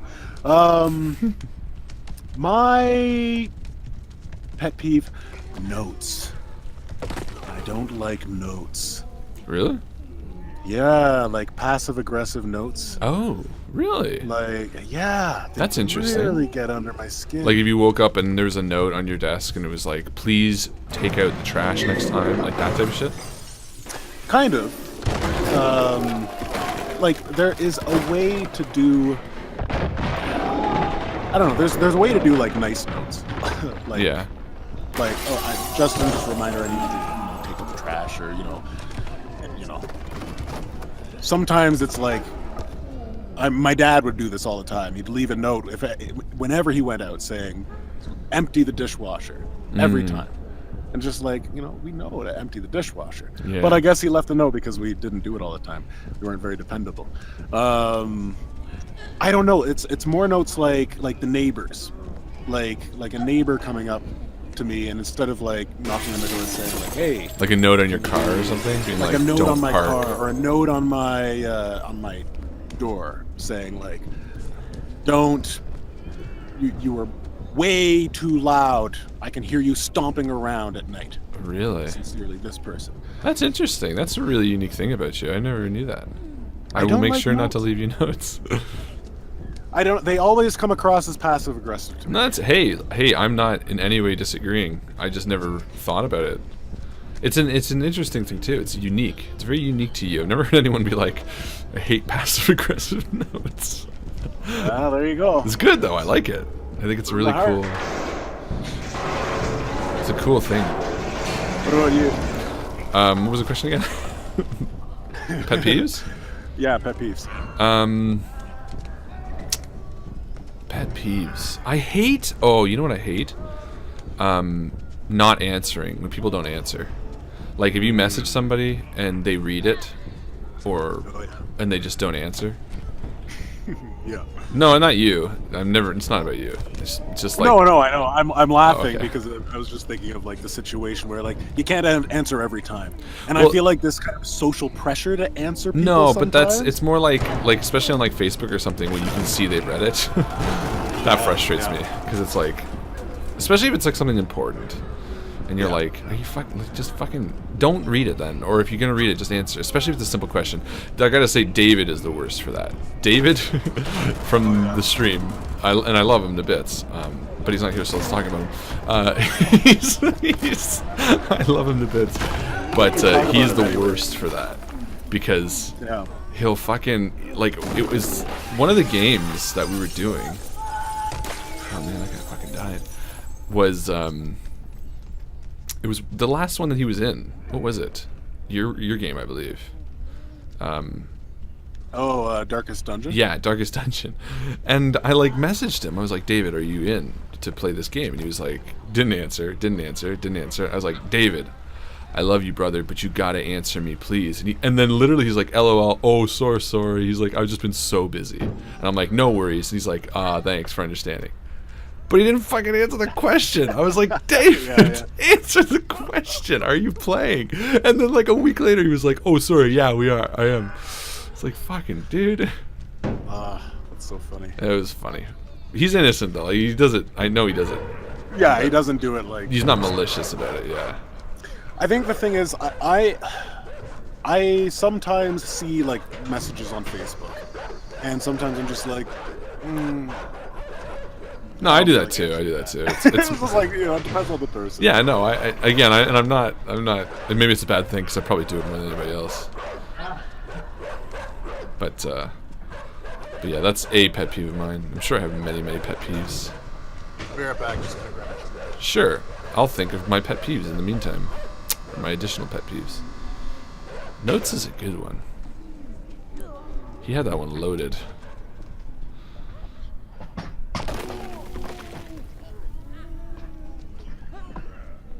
I don't know what else I got.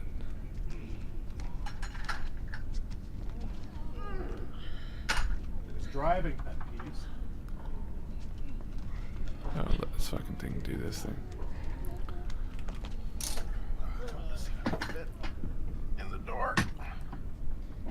Might not. There we go.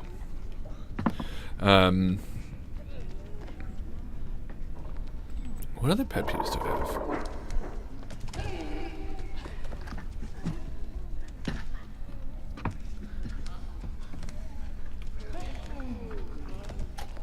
Squeezing it. This game got really weird. It's kind of awesome though. I'm kind of digging it. Justin doesn't even know what we're going through. We're playing this like booger as it walks through a fucking facility.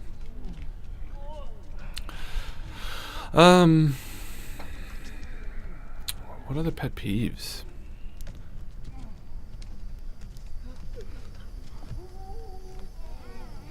I hate being let down. But doesn't everybody?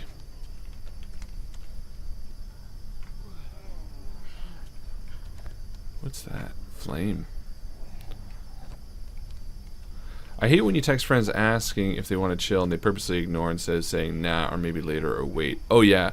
Or if you make like an event or something. If you make like a group and you can see the person's seen it and you're like, fuck.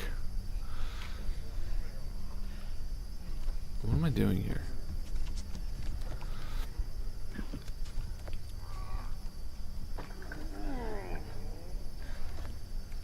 I don't know if I'm supposed to be throwing that up there. I love being let down, says John. I have lesser pet peeves, like when you ask a question, people answer in a snotty way, or they just give you a snooty answer, I guess. Insult my intelligence stuff. Yeah, that stuff's frustrating. Oh, that's where I can throw it. But they're still pet peeves. I can't stop being listened to. I can't stand not being listened to. I'm talking. Yeah. I'll tell you right now, one of the things I'm sure people get annoyed at me. I'm sure I've developed pet peeves for people because of this, but pretty bad sometimes with interrupting people. Right, Justin? Yeah, sometimes you can interrupt me. I mean, I try. I'll be in the middle of like an anecdote. Like the other day, I was talking to you on the phone, and I can't remember what we were talking about. But oh man, you didn't take the cue. You're supposed to interrupt me. I was being polite. Oh, No, but I do that. I cut, especially if like we're arguing. I do it a lot to Chris, and I do it a lot to Joe now. But like if we're like arguing no. with something, yeah. If we're like arguing with something, and I kind of know what they're gonna say, I'm like, okay, look, I know, and then I cut them off. I do that a lot, but that's only because I'm a monster. It's only because I'm me. It's only because I don't know better. Ain't nobody but me. All right. Oh, Another beer? so great. No, I've got so my recording booth. Actually, there was a question earlier. Someone asked. Bjorn was asking which one of my job-related projects am I most proud of. Honestly, it's this fucking recording booth. I'm Yeah, you really do like proud that, of eh? this. I'm very happy with it. It's made my production quality like 10 times better because it's insulated. It's pretty soundproof. There's no reverberations when I'm speaking. I don't know how the sound sounds out there, but it's great for recording audiobooks. So this booth, I basically moved to a new place and I couldn't record anything because where I had my computer set up, the only place, I'm living with Tori's family, the only place that there was for it was kind of in a central area where there's lots of noise coming down from downstairs. So I needed some place to work and record that was quiet. And so Tori's dad is an engineer and he helped me design a booth that I can take apart if I need to. It's all panels that fit together. And they've got stone wool insulating the inside between 2x2s, and it's got nice carpeting over top. And I'm probably getting really quiet right now. You were getting a bit quiet, yeah. But yeah, I my didn't want to interrupt. my microphone was Slowly sliding away. Sliding down, yeah. So anyways, yeah, so I managed to build this in about a week and a half, and I'm very happy with it. I'm very happy that you're happy with it. And scene. And scene. Thank you very much. Thank you very much. Ba-doo-boo. I'm not proud of anything, really. Not that the question not- was directed you're to not me proud of anyway. What are you most proud of with Invictus? I mean, you've put a lot of work into this. Is that the I question? mean, what are you most proud of outside of like your work, other than family? Yeah, family's like sort of an easy your answer. creative endeavors. What am I most proud of creatively? Yeah.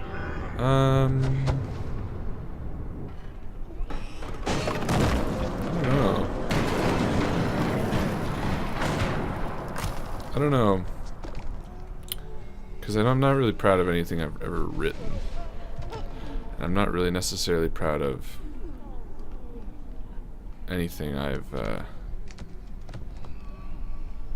read or... My Blood Potato comics. Definitely proud of that. What do you mean you're not proud of anything you've written? though? Well, no, I mean like I've liked stuff I've written, but I've never been like... There's nothing I would ever like hand to someone and be like, "Ooh, read this." Oh. I've never done that to you. Except for No Sleep Podcast. No, man, that guy came to me. I didn't give it to him. Oh, I see. Gotcha. Yeah. Fair enough. Just because I don't know, it's tough. Because like I'm. It's not that I'm critical of myself. It's that I don't know. Yeah, I don't know. It's tough to explain. I think I don't know. I think you've got something on, I guess, a lot of people, What's that? and that is that a lot of your ideas are original. Oh, I wouldn't say that. That mother literally was something from something else. No, I don't know. Like, I don't mean that. Like, I mean stories like, the one with the clown, the clown painting, and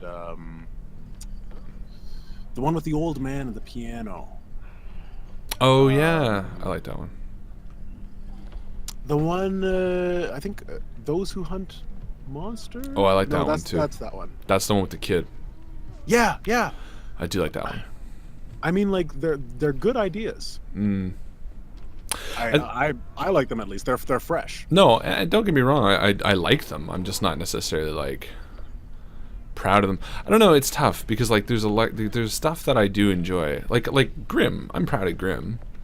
The overall story and stuff that we've all kind of worked towards. So, on one hand, there's that, but I don't know. It's tough because like when I actually try to write something that I feel like I would like be proud of, I tend to overthink it. So I think I can't. Oh yeah. You know what I mean? It's like you can't really.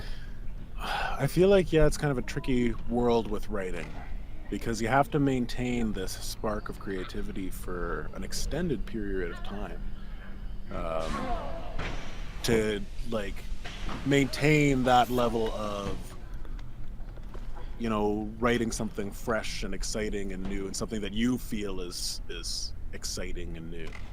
Yeah, and like I've actually tried to write something that I like. I've actually been like, let me try to write something I'm proud of, and then I just got too self-conscious about it. It's like, I'm not proud of this. Yeah. You know what I mean? It's like when you actually try. It's like when you try, there's more of a possibility for failure, I guess. But I guess it's just the human condition, right? Like I think so too. You don't want to try because then when you try, you run the risk of not succeeding. Not succeeding, exactly. Mm. Yeah. You've invested more of your emotion into it. Yeah, exactly. I think this kind of goes back to what we were talking about earlier, but the more you like do something, you just keep on doing it. It's kind of weird. Actually, I was talking to Tori a little bit about this too. She's doing her CPA right now and becoming an accountant, and she's saying like she can be going through a project or a problem, and like she was studying with her friend and they were like, oh, they think they figured it out, and they were really excited, and then they realized it was wrong, and then all of that work that they'd done up to that point wasn't right. And they had to go back and do it differently, and they had to find another path.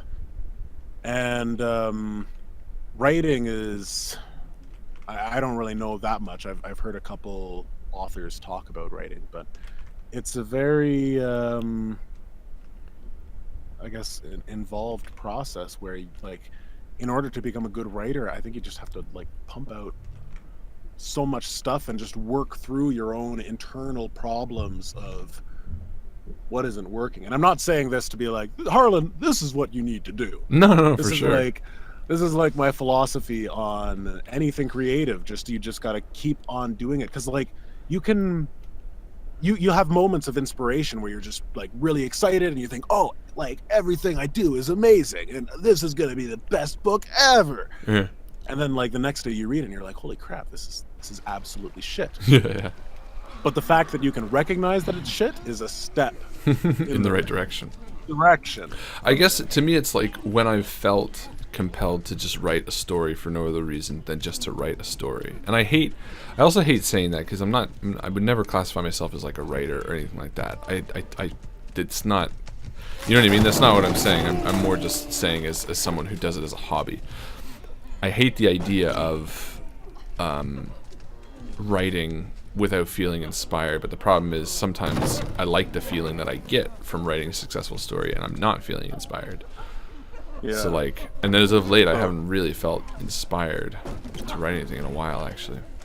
But if you wrote something, you might feel inspired. Maybe, I don't know. I have like 15 half completed stories that I've just started with like an energy, and then I'm like, eh. Yeah. But that's sometimes I guess just I would say not to force it. I don't know. Yeah.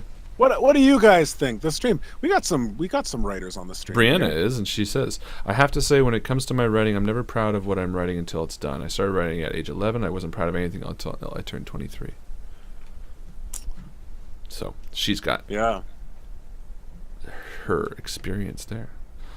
Do you have anything written, Brianna, like a short story that you'd like to share with us? I'd love to read some of your work. She's got lots of stuff.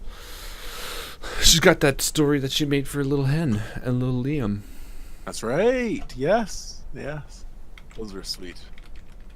I really like that. I really love the community getting involved.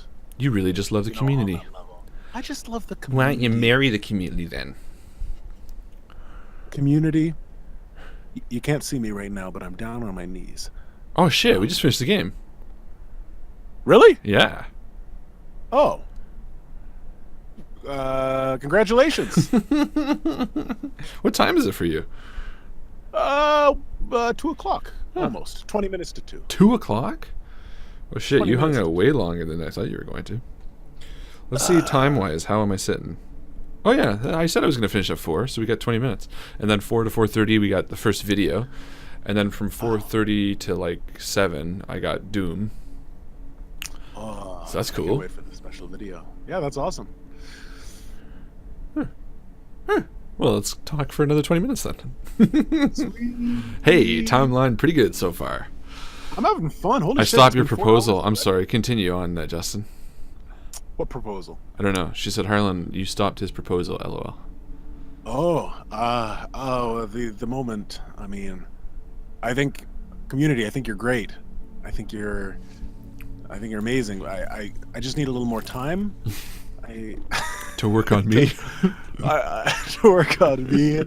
I feel like you guys are so fantastic. You've supported and provided so much for us, and I feel like I don't know. I'm not good enough for you. So I just want to we'll just take a keep break. things as they are for now. I'm sorry. Oh, I'm God. sorry, Zia. So sad. I'm sorry, Johnny. I'm sorry, William. I'm so Evan. sorry. I'm so Oh, sorry. Bjorn, Michael, Brianna, Matthew. I'm sorry. Here, I got the next question. If you could do something dangerous just once with no risk, what would you do? That's a good question.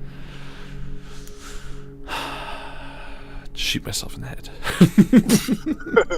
Zero.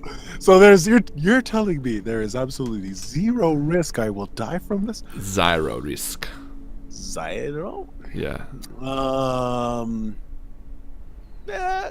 You know what? I want to say go to space. Oh, that But would I be pretty think fun, eh? I think that I'd be bored, to be honest. There's just I think it'd so much space up here. Just like, yeah, I think I'd get there and be like, wow, this is amazing. And I'd look out the window and then I'd be like, all right. Like 20 minutes later, okay, that's good. We can go back now. I mean, I don't know. What do you think? If there was no risk, what would I do? Yeah. Probably something sexual. Have sex with a vice grip. No. You can't do that. I don't know. I can do that, That much but there's always a risk. No, if there was zero risk? No, that's not what it said. It said, if you could do something dangerous just once with no risk, what would you do? Yeah, I mean, I want to say something mundane like skydiving, but I don't think that's the case. I think I'd probably want to do something else. Something really insane. Maybe jump out of the sky without a parachute. I don't know. That's a good question. Probably, maybe fly a plane. Get behind the wheel of a fucking fighter jet. I mean, not the wheel, but the stick. I think I'd like that, except it's really loud. Yeah, but you wear like those earmuffs or loud. whatever. Yeah, earmuffs. Earmuffs. I don't know. It's a good question. We should come back to it because I have to think. What's risky? Here's a better question. What was your favorite childhood meal besides marzipan? Beans and hot dogs. Beans and hot dogs? Yeah. That's a good one. I think mine was nachos. It's Yeah? definitely a safety meal for me. It's super easy, and I always remember coming home and making nachos. Just like basic bitch nachos, just cheese and hot sauce. Just cheese and hot sauce? Cheese and Oh, hot sauce. too. That's not basic, bitch. It's basic bitch for That's me. spicy, bitch.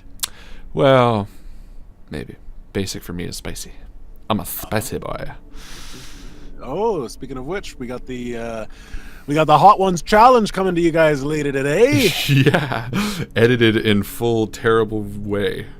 Oh, fantastic. Yeah, I apologize in advance, ladies and gentlemen, for that. I definitely overextended myself with the amount of work I needed to do. What do you mean? Well, like I was like, I kept thinking, I was like, this will be fine. Like, I'll just edit this the day of, and I'll take off Friday, and I'll just edit, and blah, blah, blah. And then when I actually sat down to do it, I was like, oh my God, this is going to take so long to edit. So the version of Hot Ones that you guys are going to see is like the rough cut. Sounds good. But then you're going to do like a real cut Yes, for I will. DVD launch? For the special features of our Invictus DVD that has all of our campaigns on it. There actually were some really funny and like super offensive jokes, but they just don't really make any sense. So, Really? well, they're They just don't make sense when we're drunk and well, it's just they're eating just more like hot wings. time consuming, and I don't really want to cut them in. So, I will maybe make some extra scenes or deleted scenes or whatever. But Oh wait, what do you mean? What do you mean? There were jokes that you cut out that didn't make sense? yeah, they're just they weren't even really like funny jokes. Like they're just Oh, like just like Stupid. someone said something stupid. yeah, but they're funny. Oh, okay. You know, maybe I'll do like an extended cut or something. I don't know. No, I can't keep walking the character, and it just ended when I touched the keypad. What historical time period would you most like to visit, Justin? Probably medieval, but with magic. That'd be cool. Fuck, Lord of the Rings style. Yeah. Yeah. Uh, Did I tell you I'm Frodo already? Didn't we start? We started off with that, didn't we? yes, we did. We did. Frodo. You're So Frodo. you're I'm Samwise. Sam. Hey, speaking of, Hmm? back to Stranger Things. Spoilers. Spoiler alert. Fucking Bob. Yeah, so good, eh? Fucking great character. He I really loved his was. I character. loved him. And I just like So they good. kind of the first episode you weren't too sure. You're just like, oh, what a dweeb. But I loved like, it. He was so he cute. he grows on you so much. So they did much. a great job of building your love for that. He was really, really good. Little Bobby. I loved him. He was very, very the cute. brain. Bob the brain. Bob the brain. Fuck. That was good, Samwise. Yeah. Yeah. So you're Sam. I'm Frodo. You didn't answer the question though. What would you? My own be question. Oh, your- historical period? Yeah. But see, here's the problem. Can we just, for fun, not carry all the fucking weight of, like, the bad shit with it? Because if I say 20s, and then some asshole goes, racism was rampant in the 20s, or if I say medieval age, but death and disease, let's just go with an idealized version, okay? Yeah. Because Of course. I would love, like, the 20s. I think it'd be really fucking cool. Why the 20s though? Because I want to open a little detective shop, and I want to solve mysteries, and I want to be Sam Spade, and I want to smoke unfiltered cigarettes, and So Die. you want the 20s, but with Cthulhu. no, not Cthulhu. I just want to be No. murder mystery. I don't know. There's, you know what? There's a lot of Oh. time periods I would love, sincerely. Good yeah. night, Godpool. Oh, good night, Thank you for Godpool. joining us. Cheers, buddy boy. Yeah, man. I'd love, fucking love the 20s. I'd love the 1800s. I'd love the medieval era. A lot would depend on the place too. Yeah, that's true. Don't really want to be in Germany in the 30s and 40s or anything like that. Yeah, no, I wouldn't want to be near there. But yeah, man, I don't know. But then again, obviously we like romanticize a lot of the past. Oh, 100%. Yeah, but I just want to take the romanticized version, you know? Yeah. Yeah, totally. I mean, like the Middle Ages, like, yeah, you are totally right. There would be disease, and there wouldn't be the opportunity for growth, and people were pretty racist back then too, not just in the 20s. And I don't know, but I am like a sucker for the rags to riches story, like, and starting off in like a peasant town has always been, I've held that trope, I guess, close to me. For sure. It's like how you start every game of Civilization. Exactly. Oh, yeah. Exploring. Oh, like idealized, super idealized. I would love to be a Explorer. someone who colonized, like one of the first colonies in the New World or whatever. That would be pretty cool. Like industrializing a new land and You mean like an industrial machine? industrial machine. Has the stream heard that? Yeah, actually. Yeah, they have. It was one night that it was really got late and got really weird, and I played it for them. Industrial machine. Actually, I played a lot of our stuff. It was pretty funny. Oh yeah. Yeah. Sometimes the There was some spooky funny stuff. streams get weird. Sometimes. Most of the time. Let's be honest. Is it gonna be a weird spooky stream tonight? It's not spooky, but it's gonna get fucking weird. What's not spooky about it? Well, we've already finished this one. Next is Doom. Doom's not spooky. Oh.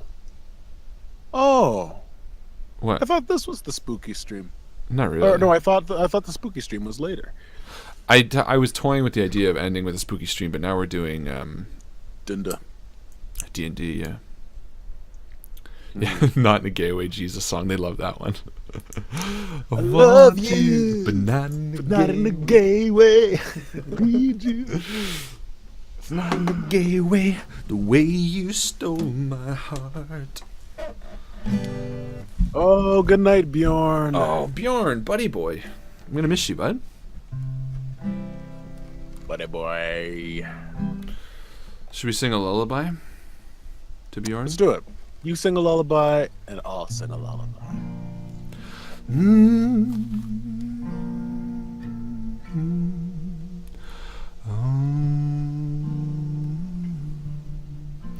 you ever hear the song Dear Someone? No. Oh man, so good. It's by Gillian Welsh. Oh, yeah. I wanna be all over the world, start living free.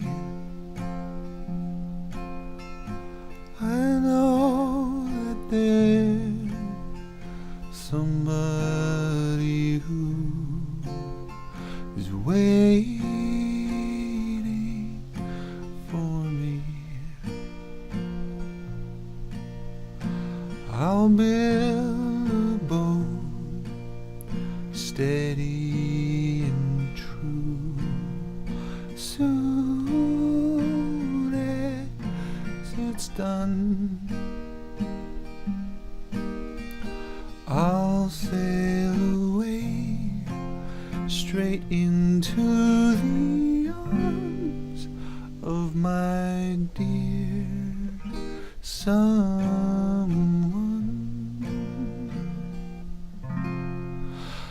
One little star shining tonight knows where you are. Shine, little star, sing tonight. Knows where you are. Blow, little wind, steady and true. Ooh, where I'll be.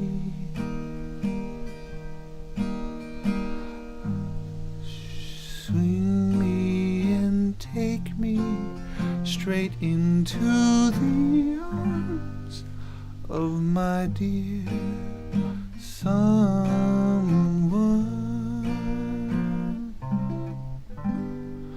Sing me away straight into the arms of my dear someone.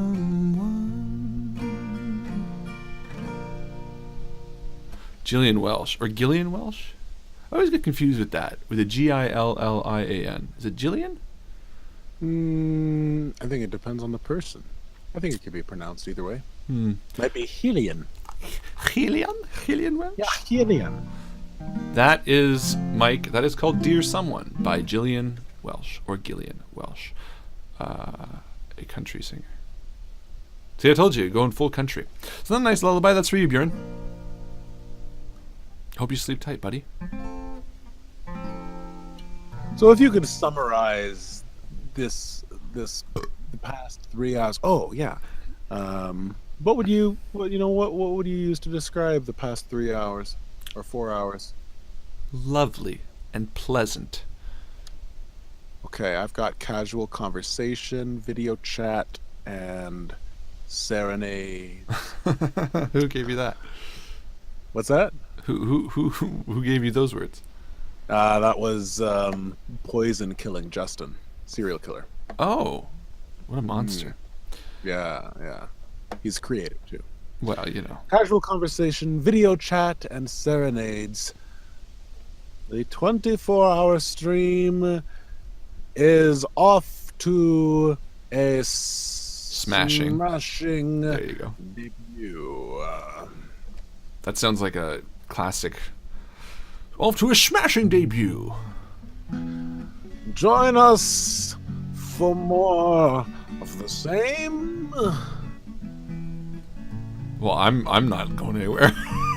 I'm stuck here for the next like fucking 24 hours.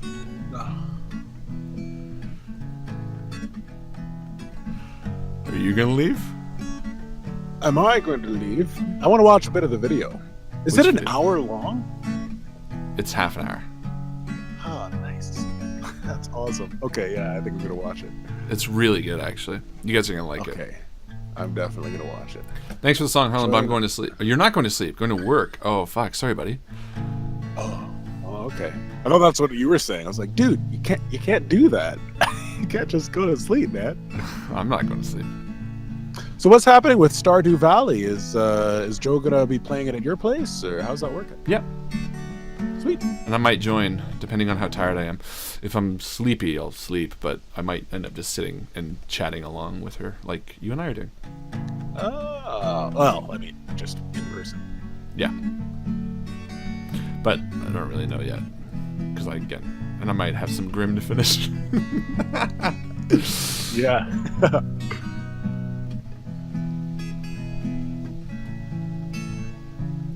It's just gonna. What? No, it's just funny to be able to play guitar, because I don't really give a fuck. It's just not. I don't like. I'm gonna wait 5 minutes and then we're gonna start the video. It's just funny. It's cool. It's cool that everyone's hanging out. It's like we're all just chilling, right? Fantastic. Absolutely awesome. This feels like, you know what this feels like? It feels kind of like a kind of feels like a sleepover right now. Yeah, that's what I'm saying. A little bit of a sleepover vibe. We got I'm tucked up in my recording booth. We got Harlan chilling with his guitar, chilling by the fire. We got William M87 all curled up in his sleeping bag, and Matthew's there in Australia snuggling up with a big snake. And Mike Fazio is chilling here. I think he's going to be staying up as late as Harlan. Yeah, he's going to be up for the whole time. It's like, you got the troopers. This is around the hour where you know who the troopers are. And if you're here right now, then you're a trooper. You're one of the ones who stays up late. Stays up and listens to the man with the guitar. Chimes in with a comment here and there. You know what I'm saying. Smiles and laughs. So be a trooper. Donate to Extra Life today. That's right. Make a difference. Help a child stay up later than they're supposed to. William Miller calls top bunk, everybody. I'm sorry. There's only one bunk bed. Everybody else is in sleeping bags. Matthew McHale is painting. What is he painting? That's a mystery. We don't really know what Matthew McHale is painting, but we can assume it's a nude. of a stormtrooper. A sexy stormtrooper painting. A gift for his wife. She loves Star Wars. The new one, not the old series. She never liked the old series.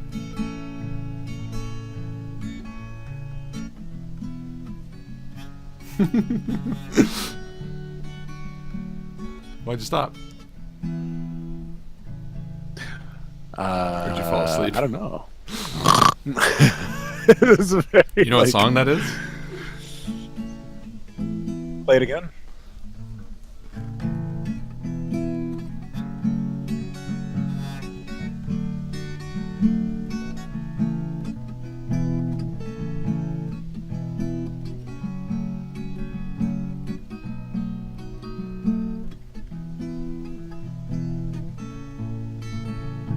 It sounds familiar.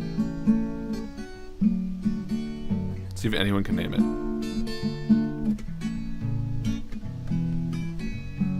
Oh, no, it's not that. What do you think it was? The bridge kind of sounded like, I know you No, belong. that one I haven't played in forever. Kumbaya. That's a stereotypical fireplace song. That's a song you sing. Candle. So I'm sort of by the fire. Hey, there you go. Is it the Pepperidge Farm song? Pepperidge Farm. Pepperidge Farm. What the hell's that? I don't know. Johnny Ray Regan, the duck, asked. Oh no, it's ain't no use sit and wonder why, babe. If you don't know by now, I don't know this song. ain't no use sit and wonder why, babe. It don't matter anyhow. When the rooster crows at the break of dawn, count your window and I'll be gone. You're the reason I'm traveling on. Don't think twice, it's alright. You don't know that? Bob Dylan? No. Really? Play it again. Ain't no use to sit and wonder why, babe. If you Oh, no, don't no, know by now. Just the chord progression. Just the crow? Just the chorus? Oh, but I guess I can't really sing it. You But can it's the try. same progression to turn your lights down low. Ba-ba-da-ba-bum, and pull your window curtain. Who's that? I don't know that one. Oh, that's Bob Marley. Oh. Let the moon come shine. Doesn't that just show the two versions of us? I don't know if I'm really that version. I'm not really. Your brother was big into it, wasn't he? No, my brother was big into Jimi Hendrix. Oh, that's right. Never Bob Marley, I don't think. Ain't no use sit and wonder why, babe. Bum, bum, bum, bum, bum. You know by now. It sounded like Save Tonight by Eagle Eye Cherry. Well, that's just Save offensive. tonight, dun, dun, dun, break of dawn, come tomorrow. Gum I'll tomorrow? be gone. Gum tomorrow. Oh, it's 4 a.m. All right. Oh, it's time. It's time to do the thing. I'm going to go make a coffee and maybe take a pee. All right, well, you go do that. I will chat with the crowd. So Are you going to be here when I come back? Probably not. I will be here to say goodbye. Oh, okay. That's sweet. All right. So do you want me to leave you talking? What do you want Yeah, to I'll just keep talking. I'll just keep talking. do? Well, the whole Oh. video is sort of, it's like there's audio.